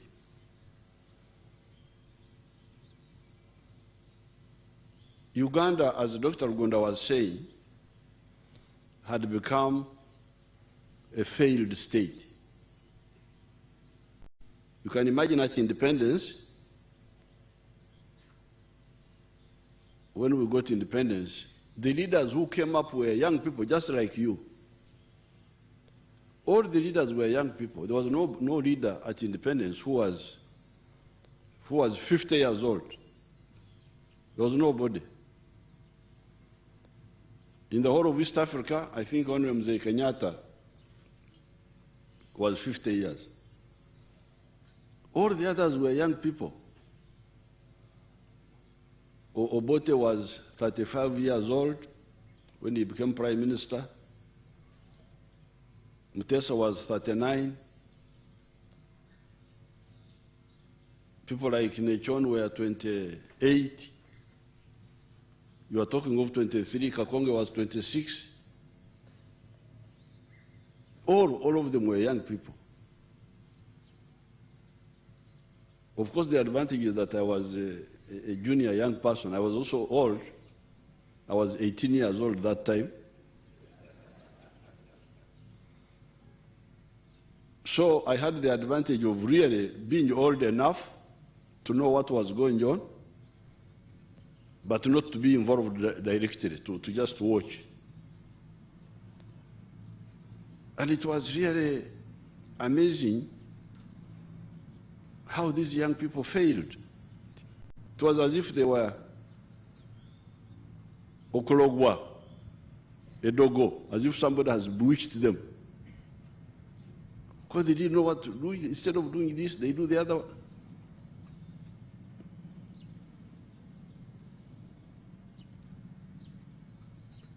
And within 2 years, the alliance between Kabaka Yeka and UPC had collapsed. 1964,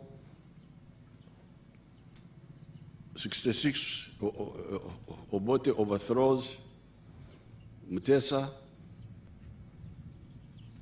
Amin comes in 71. Even Amin was a young man. He was like in his 30s. All of them were young people. But they didn't know what to do. So, I'm very happy that we are here. And really, you people, this time, don't miss your chance. Listen carefully. All these things are solvable, but people don't listen. And then there's this traveling outside. Pure corruption. MPs that they are going to benchmark. Just corruption. This time I must tell you, you are members of the NRM. I don't want to fight with you, but this time we shall fight. Sometimes I don't want to embarrass my NRM members. So I hint, I talk, hoping that they will understand. But they don't, and they end up involving all of us in mistakes.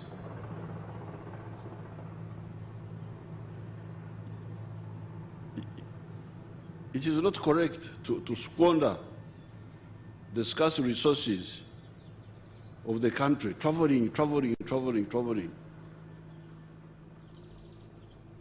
Our late comrade Magufuli, who died recently, he fought this traveling outside. Tanzanian officials traveling outside and saved quite a bit of money which he used to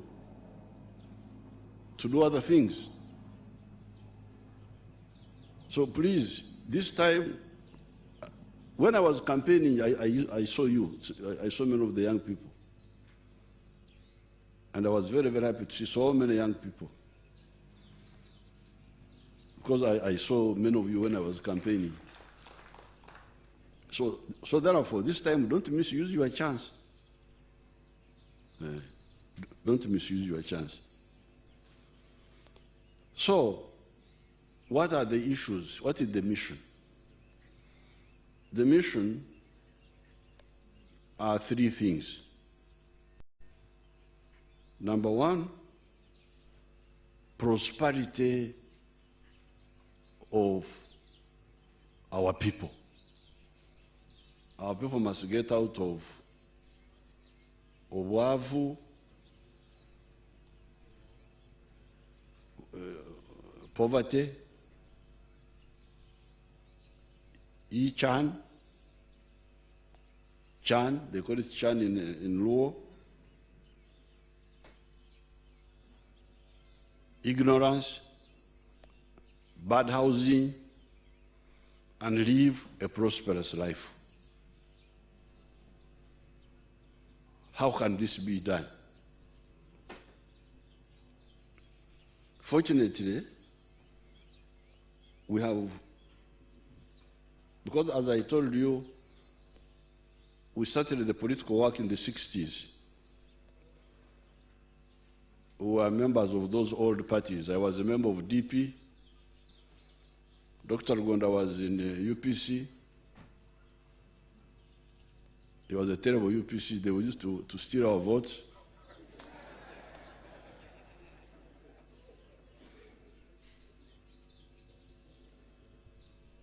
And then some of our other people were in Kawaka Yeka. But by 1965, what you now call NRM, and I will show you how it came about, not today, but maybe tomorrow when I speak again, I will show you how it all came about. By 1965, we had seen that the old political parties were really off the point. That's how we started this new line, the line of NRM, and we shall discuss what this new line was. So, since that time, it's almost 60 years now, much of the experience has been covered.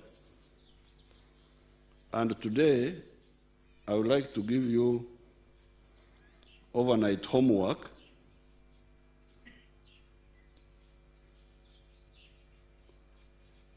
by asking you to read two booklets which I published some years ago. Omona, this booklet of my speech on Mandela Day, when we are commemorating Mandela Day, they will give each one of you a booklet of this.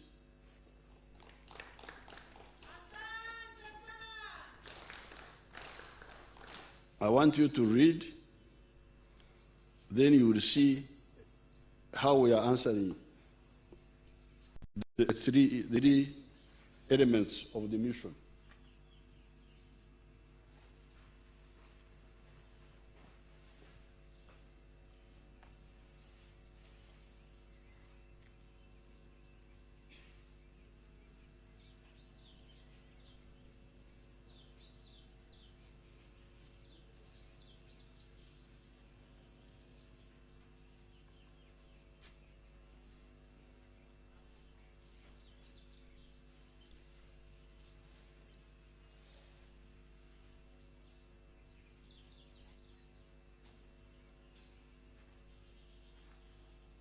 The missions are really two. Number one, prosperity. How can we be prosperous? Number two, strategic security. How can Africa be secure? These are the two big challenges. How to be prosperous and how to be secure.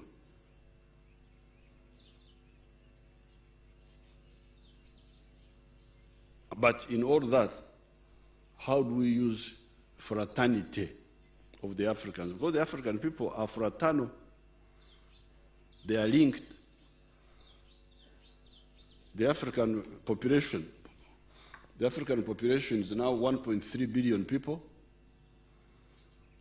but they are only divided into 4 groups.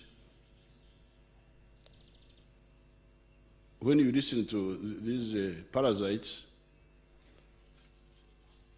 who are all over the place, you will hear that Africans, the differences, the tribes. But when you, like, for instance, when I'm in Uganda here, in the Bantu areas, most of the time I don't speak in English. When I'm in Kigezi, those Bachigas speak Runyankore in a bad way, but I can hear. Then I go to Ankore. Then I go to Toro. But Toro also speaking Runyankore in a slightly different way. Then I go to Bunyoro. Then I go to, I don't need a translator. I go to Busoga. Busoga speak Runyankore with Oburimi, you know, lisping. Nchivi. Nchivi. Then I even go to the Bagwere. Bagwere are beautiful people. They are the ones who taught me Okoro Chidachonka. Even Rusamia, I can pick. You need to listen more carefully. But I don't need a translation. You know, then the ones in Tanzania, Chinyarwanda, Kirundi, I don't need a translation. I can just understand. That's what the language means. If you can understand what somebody is saying, even if he's saying in a slightly different way, then that is one language. But your parasites will tell you, Amawanga.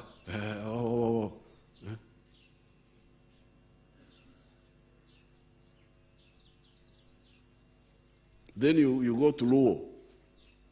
Luo, first of all, many words of Luo, you find them in the Bantu dialects. Like, for instance, the word for daughter in Luo is called Nyara. Now, the Bantu speakers, don't you know what that one is?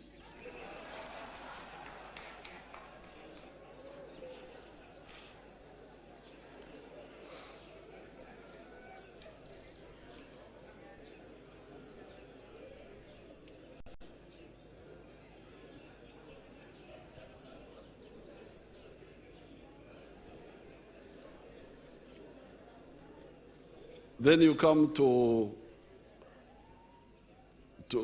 like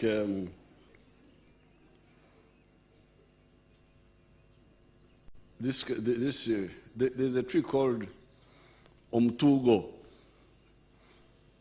When you go on Guru Road, you'll find Katugo. There's a place called Katugo at mile 62 from Kampala. You ask the Luo speakers what Tugo means. They will tell you. It's a palm tree. Yes. Umtugo. That's exactly what we call it. That's what they call it in Luo. Then you go to Kabaka's palace here. There is a gate called Wankachi. So the Mengo group, Wankachi. Oh. But you ask the Luos, they will tell you what Wankachi is. It means gate.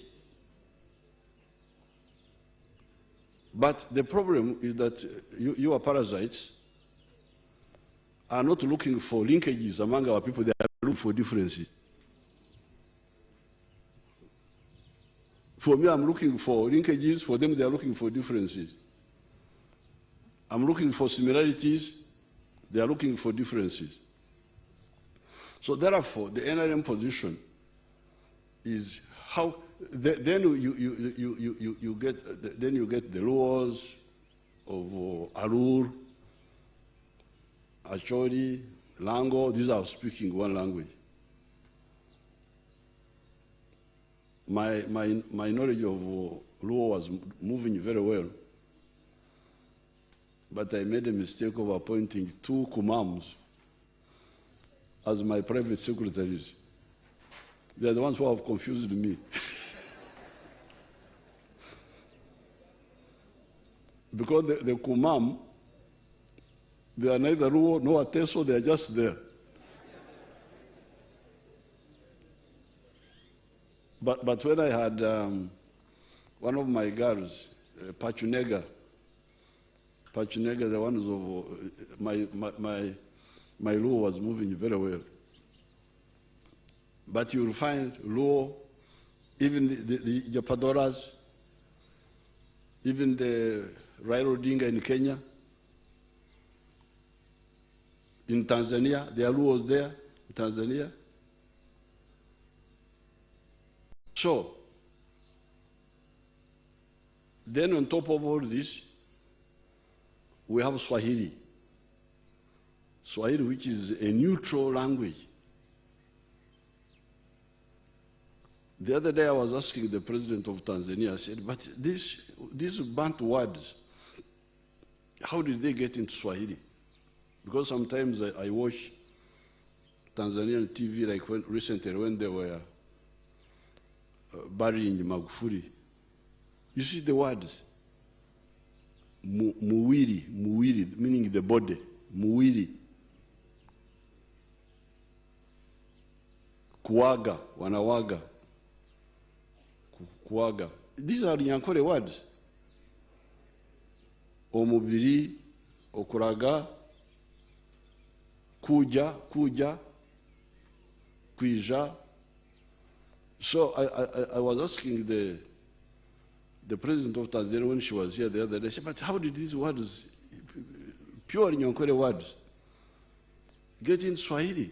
Do the tribes at the coast, because Swahili was developed by the tribes at the coast. Do they have these words? And I was surprised. Apparently, those tribes at the coast in Mombasa and Bagamoyo and Dar es Salaam, apparently they have the same words. Like we have Omubiri. Of course, for us here inland, we wouldn't say, a dead body would not say Omubiri, would say, we have another word, Omurambo.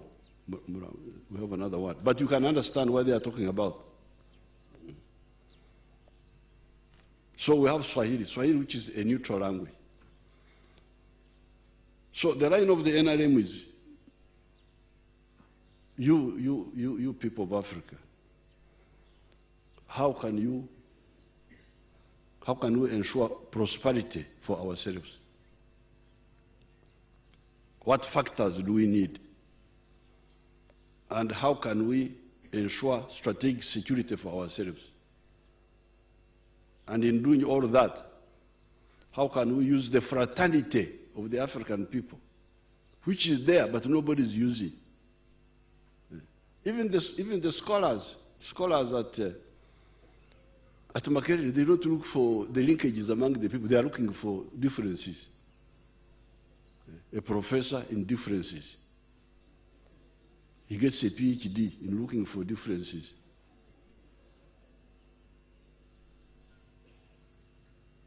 So this is point number one, which I hope to, and I ask you, please, Omona, make sure my comrades here get this booklet, Nelson Mandela Memorial Lecture, that's what they call it. Because in this one, I traced the whole journey of Africa, so that tomorrow when I speak, I refer to this. Then last year, 2020, I gave a paper to the National Conference when we met at Nambole. That paper also, they should get a copy, each one, so that they read overnight, and then we see how we can understand together the challenges we are facing. Now, from seeing this, then we shall come to the 4 principles, which Kaswell Lumumba was talking about. Patriotism, why love Uganda, Pan-Africanism, why love Africa, socio-economic transformation.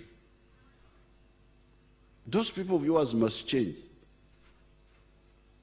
Those villagers, your villagers there, must change. That's what Dr. Ngunda was telling you. In the 1960s, and in this book of this essay for the conference of NRM last year, I traced how I struggled with the Banyankore to change. You cannot continue having pre-industrial people in an industrial age.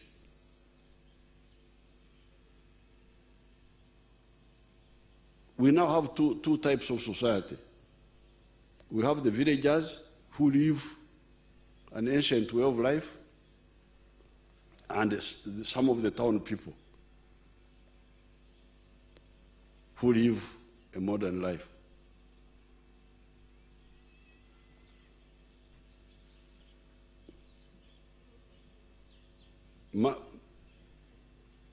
Your mother, Janet,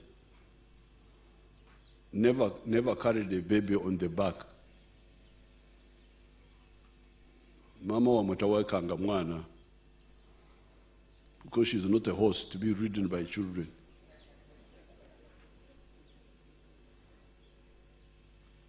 But in the villages, the children are still being tied in the back. Bachita kuweka, okuheka, engozi. Obwana babusibawo. Bubere yo muntu yo sweating mother wala. Buriyeyo. So, Janet here was pushing the children, even when we were in exile. These Moses, they were being pushed in a, you call them plums or what? Yes.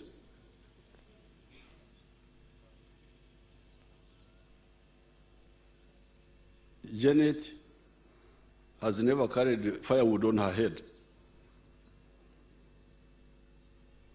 At least not since she was my wife, maybe before when she was still a girl.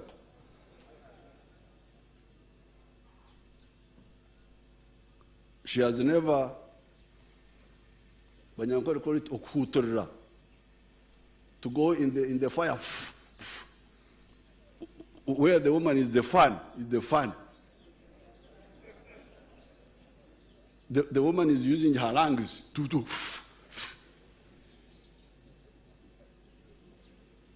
She has never quoted omoro. Some of the words cannot even fit in English.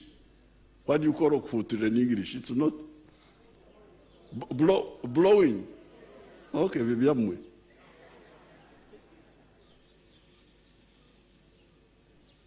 to carry water. Carry water on her head because she's not a pipe.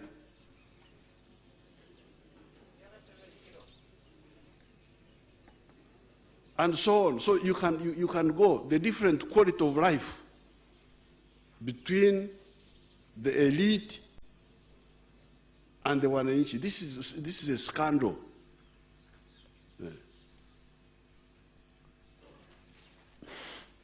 So for you to come here as MPs and you just sit, members of parliament, honorable, what? The whole day. Standing, sitting down, point of order, point of information.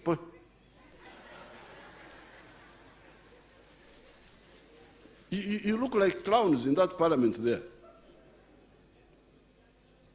You are like in a theater, just acting. Your people are carrying water on their heads. Your mothers, your grandmothers, your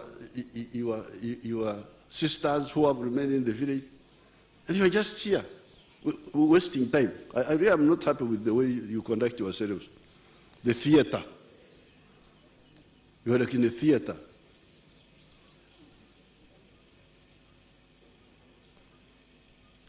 When will the people, all the homesteads in your village get income? When will they get good houses? When will they get electricity instead of women kuturumuru? When will they get water, safe water and piped water? The mode of transport. That's what we mean by socio-economic transformation. Some of the families have transformed. In my family, Kaguta was the last peasant, was the last village person. They are no longer there, those villagers. But the others, it's not good that Museveni's family transforms, but the neighbors remain in the pre-capitalist mode of life. So that principle, socio-economic transformation, we shall scrutinize it in more detail later. And then democracy. Democracy, of course, is clear, it's simple. Then toward the end, we shall see how all this will help you to be a leader, even without much campaigning.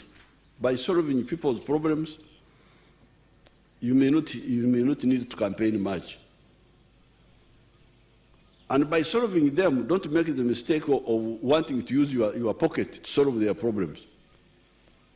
That's what has killed your predecessors. Why should you borrow money to solve people's problems? You are not a bank, you are not a circle. Why should you use your pocket? The leader is to show the way. The leader shows the way. You don't carry people on your head. You show them the way, and it's very possible.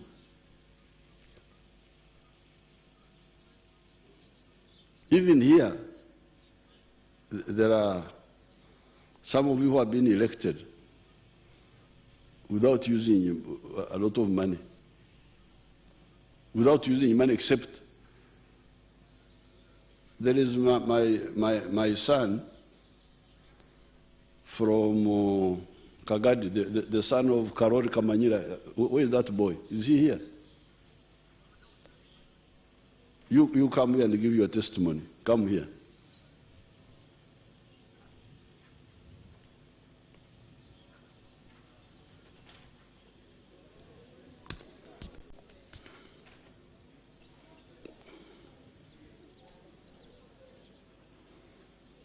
You can speak good English or you only know Runyoro. If you don't know English, you speak in Runyoro, I will translate for you. Now, that's one of the children I educated, but he was elected recently without using, you tell them what you. Thank you very much, Your Excellency. I'm Fred Biamukama, MP elective Uganda West constituency. I'm 29 years old. Me in my campaigns, I used the fuel which was even contributed by the voters. And I could visit them, tell them what I want to do, and tell them what NRM has done. Then the facilitation we got from NRM it was a COVID time, I used it to support the members to impose the COVID restrictions. Thank you very much. So you didn't borrow money, you didn't? I didn't, Your Excellency, I did not. So there you are now. But what, your name is Byamkama? Yes, Your Excellency. What Byamkama did not tell you is that his father Kamanyire has been very active in the coffee. You tell them that. My father, Mzee Kamanyire Karoli, a resident of Chikwaya, most of you know Virembo. He's a civilian veteran and he's not educated. So when the war ended, for him he embarked on agriculture. So he has been dealing in coffee. He goes, tells the coffee growers how to come up with good coffee. He partners with other buyers, he buys it, processes it, then he sells the seedlings. And that's why how he has managed to bring us up. So the goodwill for the boy was partly because of the work of the father. Thank you very much, Your Excellency. Go and sit. But you see, the father was not giving them money. He was only buying their coffee by solving their problems. So now, finally, we shall talk about mass issues. The mass issues, which are the issues that affect the people. When you read these two documents, and toward the end, I will give you another two, then we can come to a conclusion, so that this parliament, really, the NRM members, we get rid of poverty in our rural areas, and we work together to focus, to telescope the budget, solving people's problems instead of giving ourselves allowances, then traveling, then what? In the end, you get into problems. Some of the problems we have in areas like Kampala, we are sure to come, because in Kampala, you have those young people from poor families, not educated. NRM introduced UPE 1996, but your people have made it fail. We spend money, UPE, but the head teachers are still charging money. Now, because the headmasters are still charging money, they have refused to implement UPE. Because of that, many children drop out of school. So it is that group of school dropouts that has built up in numbers, and now you get this problem of the youth. It was created by the leaders. That problem of the youth was created by the leaders, because they refused to implement free education. Because me, I wanted free education. They have made it impossible. The head teachers, they refuse. And you, the leaders, you allow them. Because you don't want to antagonize them. You get something they call PTA, the Parent Teachers Association, which is composed of the head teacher plus a few rich people, local rich people, local traders, who want to get money from children, lunch, I don't know what. They use all sorts of pretexts to get money from the people. Then the children drop out of school. Those children who are dropping out of school are the ones who will become a problem. They are the ones you see who are now joining UNUP. So this time we must insist on free education. Anybody who does not implement it must leave the teaching service, must go. Because they are creating a problem for us. I had a meeting at Kehangara. Is there somebody from Uganda? Who is from Uganda here? Have you ever seen people from Uganda? You come here and they see you. These people have never seen how the Uganda look like. Come here and they see you. See that Uganda with a big stomach. You come there. Okay. Now you tell these people about, is it Kehangara secondary school? What is that school? Is it Kehangara or what?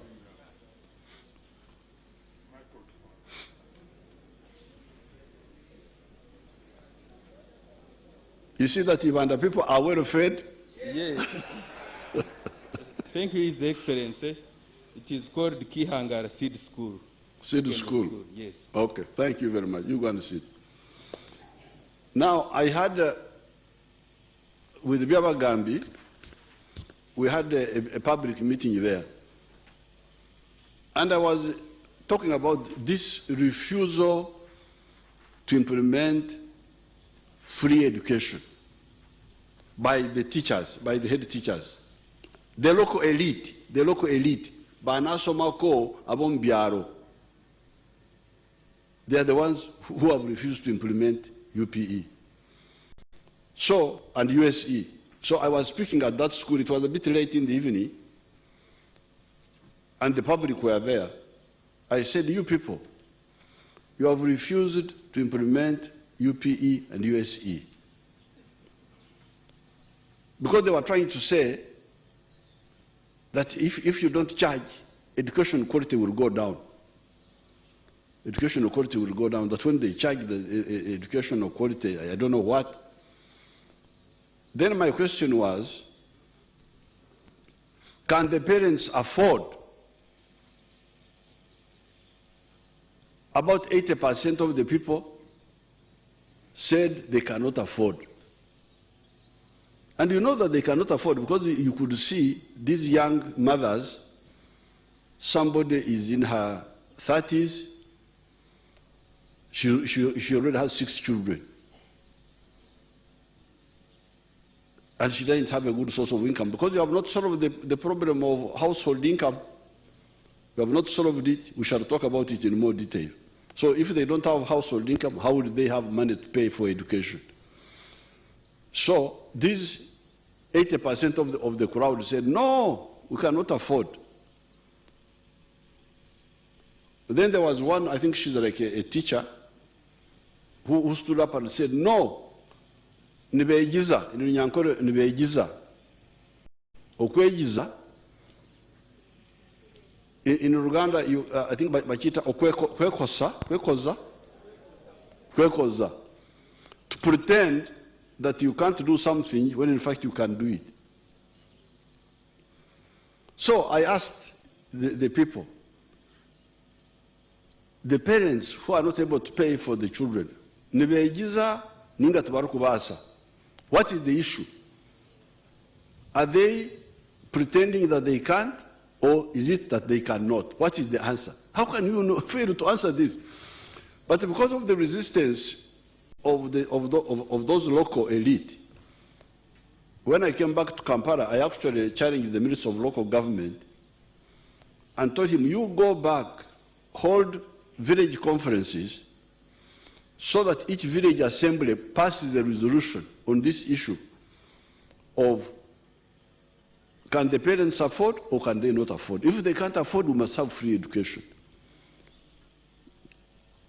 And if they can afford, then my question was, I'm sending 1.8 trillion, I think, it's like 1.8 trillion for UPE. If they can afford, then we withdraw this money and we use it for other things. They say, oh, no. They want to continue getting government money and at the same time also charging parents and in the process building up a big social problem for us.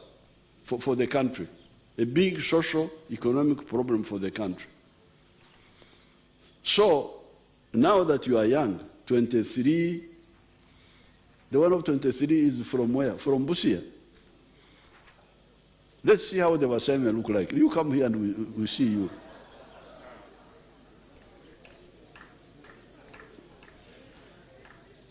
I thought of assignment were told people, these are sea level.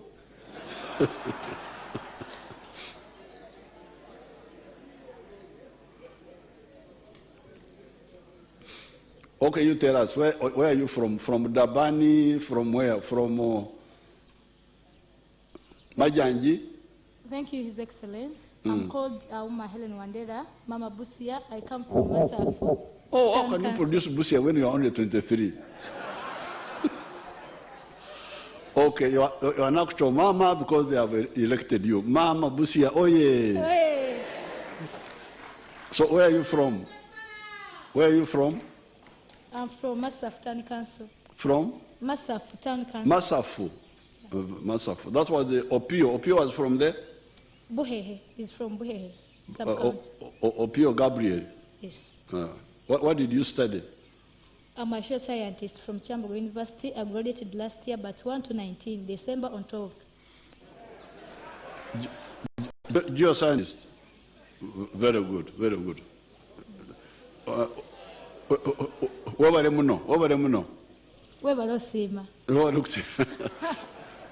She's speaking in her own funny way.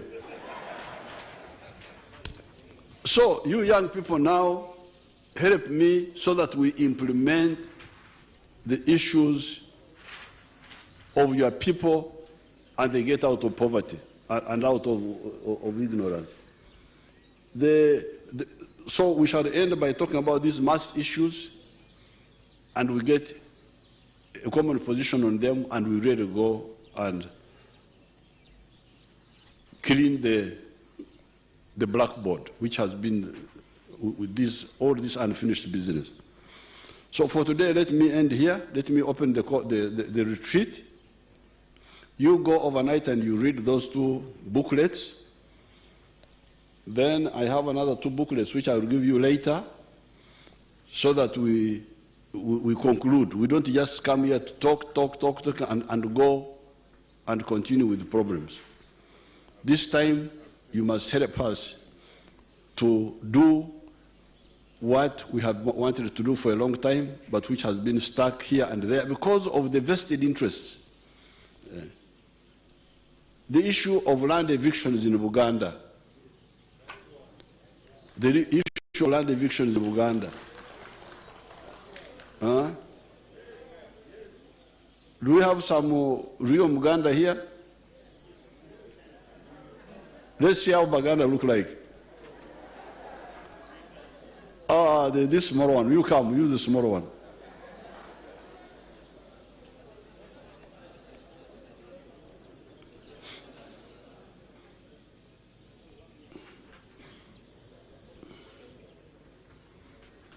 This is a Uganda from where? From Mubende, Your Excellency. Oh, which Mubende now? Which area? Buekura.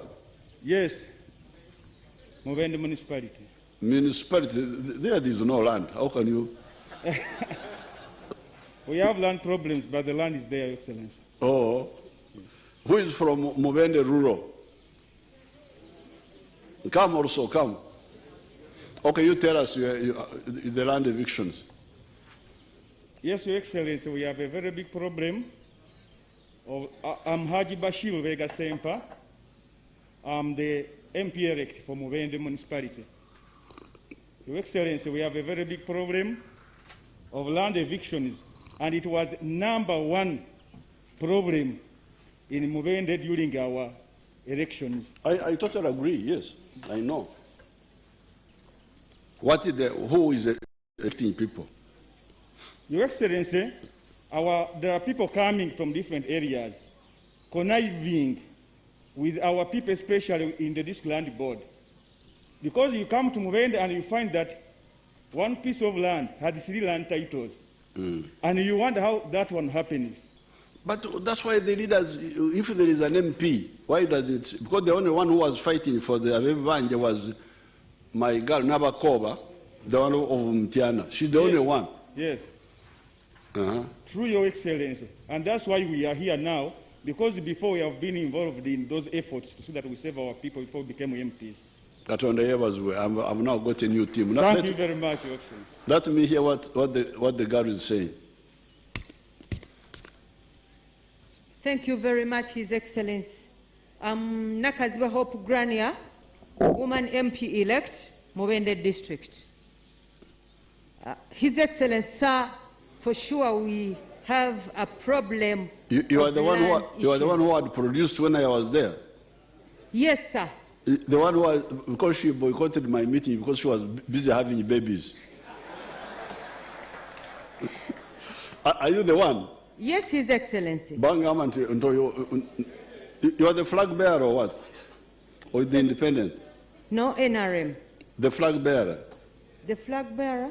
Honorable Namugwanya. No. The one who was the flag bearer in the elections. I'm the one. That day, yes. Oh, Kulukayo. Yes, Your Excellency. And I gave birth in Mubende Regional Referral Hospital. Ah, thank you. So tell us the problem. Yes, Your Excellency. We really have a problem of land grabbing and land wrangles in Mubende District. So many people are being evicted. So many people are not settled just because of land issues. Why? Because we are going to resolve all of this. Because all this, we handled it, but because of the leadership issue,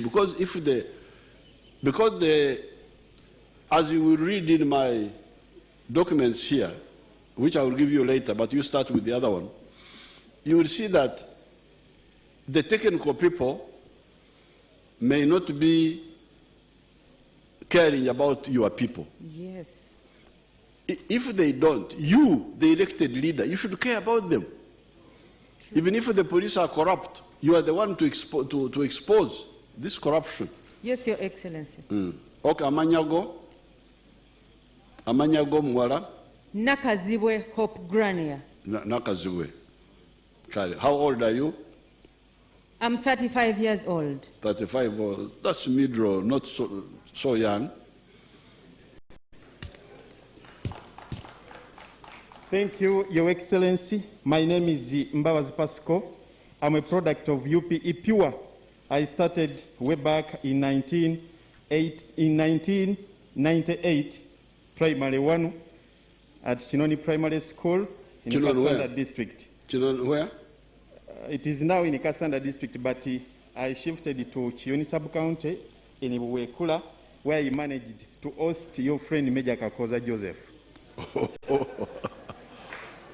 Land issues is a serious and hot one in Mubende when it comes to land grabbing. For example, as I'm speaking now, I'm receiving calls from the village called in Sanvini Butologo sub-county, where some big people in government are trying to swindle land from there.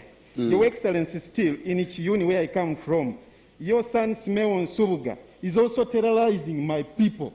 So I'm worried, where is Uganda going? Now, you joined the National Resistance Movement. We resist. Very good. Thank you so much. My people of Mubende, I'm here to ask His Excellency to cater from Bende District on land fund.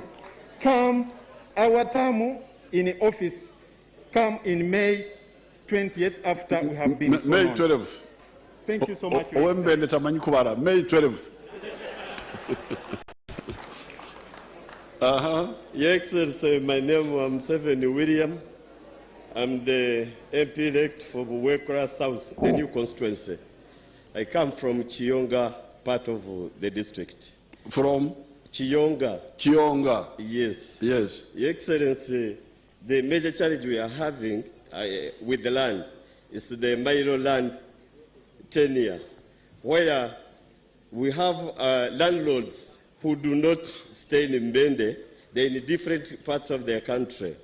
But when they intend to sell, They sell without even visiting the land. That is illegal. Even if they sell, we shall discuss all this. That's why I want all this. We shall discuss. Thank you, Your Excellency. If you can handle that, then Mubende is fine. Thank you. Thank you. The other man? Thank you, Your Excellency. I'm called Semwanga Javira, MP elected. Oh, the man from Rakai. Yes, Your Excellency. Have you ever seen how Bakochi look like? That's how the Bakochi look like this one. In the past, if you wanted to bewitch somebody and he doesn't recover, you would go to Kochi.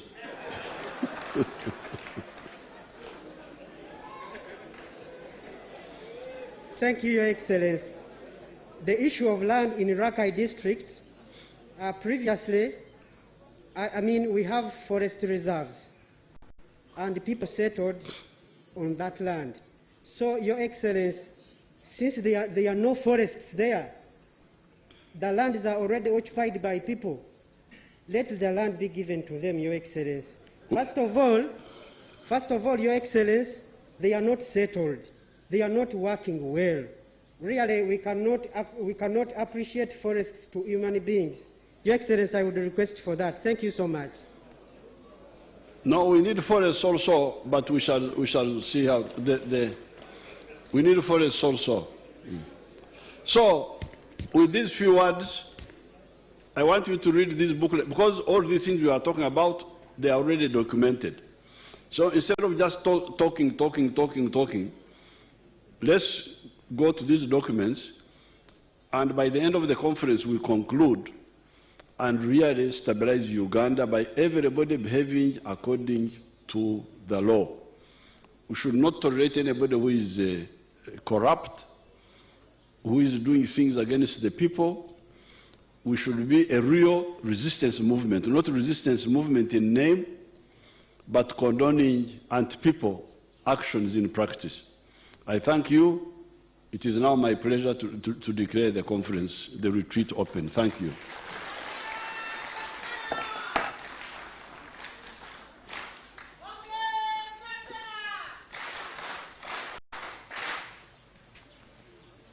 Thank you very much, Your Excellency, for that excellent lecture, which has been a big dose for political immunization.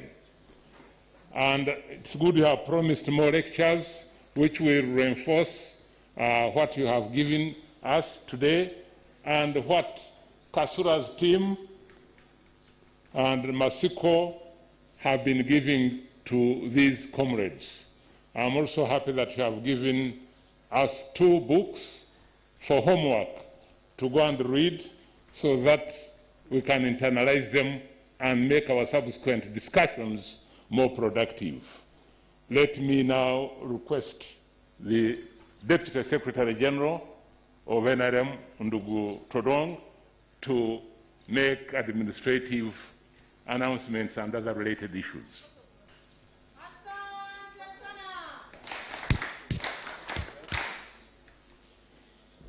Thank you so much, Your Excellency, for the opening remarks, and members are very, very excited that you have joined us. Thank you so much, the chair of the session. We have come for lunch break, but we are going to request, Your Excellency, that if you have some moment, you could have some group photos with the members. They are looking very smart, and they really wish that they can have photos with you.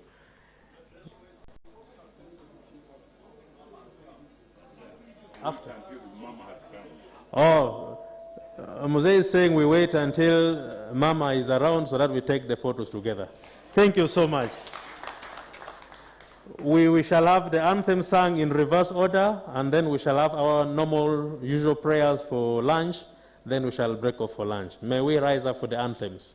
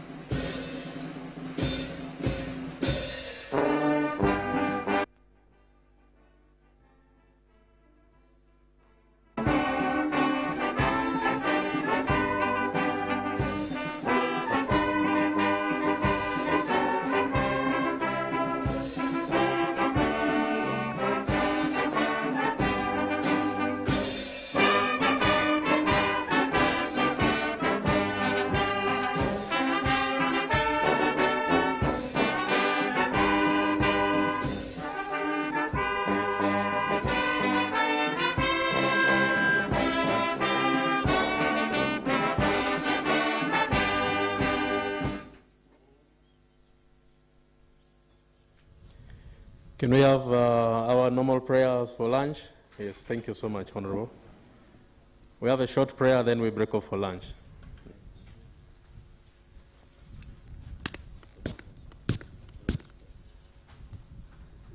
Thank you, Deputy SG, for yet another opportunity to lead the prayer.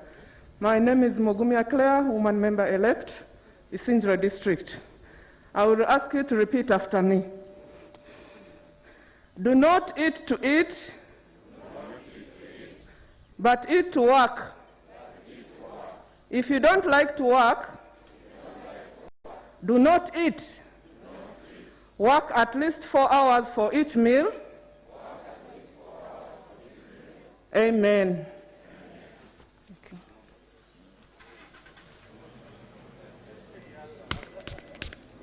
Thank you. We are breaking off for lunch, and we shall be back here after lunch for the afternoon session. We invite the dignitaries who are here and members of the Central Executive Committee. There is a special serving center that I request our team to guide our invited guests. And we are going to come back here at 3 o'clock sharp for the afternoon program. Thank you so much. Enjoy your lunch.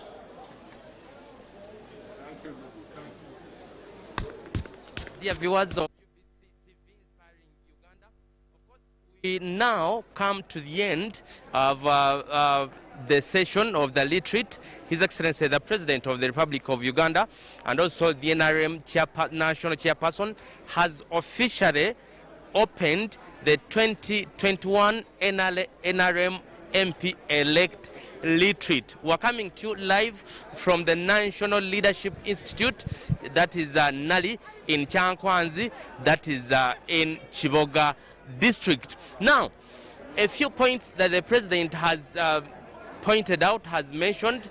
Of course, one, warning leaders against always squandering the scarce resources the country has into going to trips abroad, giving an example of the late, may he rest in peace, the late President Magufuli, who stopped all unnecessary travels from out of the country, that is Tanzania, and he gathered that money, of course, to do developmental projects like roads, reviving Air Tanzania and all that. He's saying that he's copying that seriously, so that leaders, more especially these MPs who are yet to swear in on 12th May, so that Uganda can copy what Tanzania did, and did a lot of projects that are benefiting the masses. And of course, he said that this time round, the MP elect should focus on the masses-centered issues. That is it. Now, with me here as we conclude our broadcast, I'm happy to welcome the Right Honorable Esther Mbayo, the Minister of Presidency. Good afternoon, Honorable. Good afternoon. It is good to see you here at Nali as we prepare the newly elected members of Parliament into their term of office in the 11th Parliament. First of all, the President's message was, let the people's issues be at the center. Yes. Stop squandering the scarce resources that the country has traveling out, what, this and that. Your comment on that, and then as we proceed.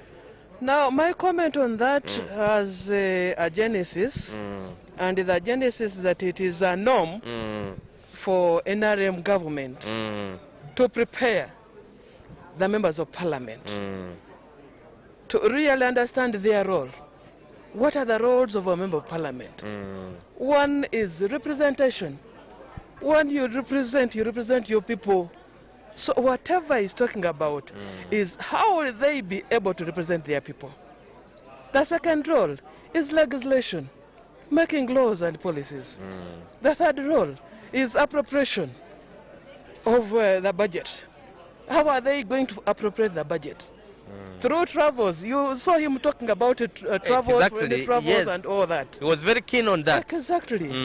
And fourthly, supervisory. If you don't supervise the government projects and programs, then you're not a leader. So, all in all, as it all talked about leadership not being accidental, yes. but a calling. So, if it is a calling, you should not carry the people. What you're supposed to do. Your people accessing safe and clean water. Do they have electricity in your constituencies? Do they able to access good roads?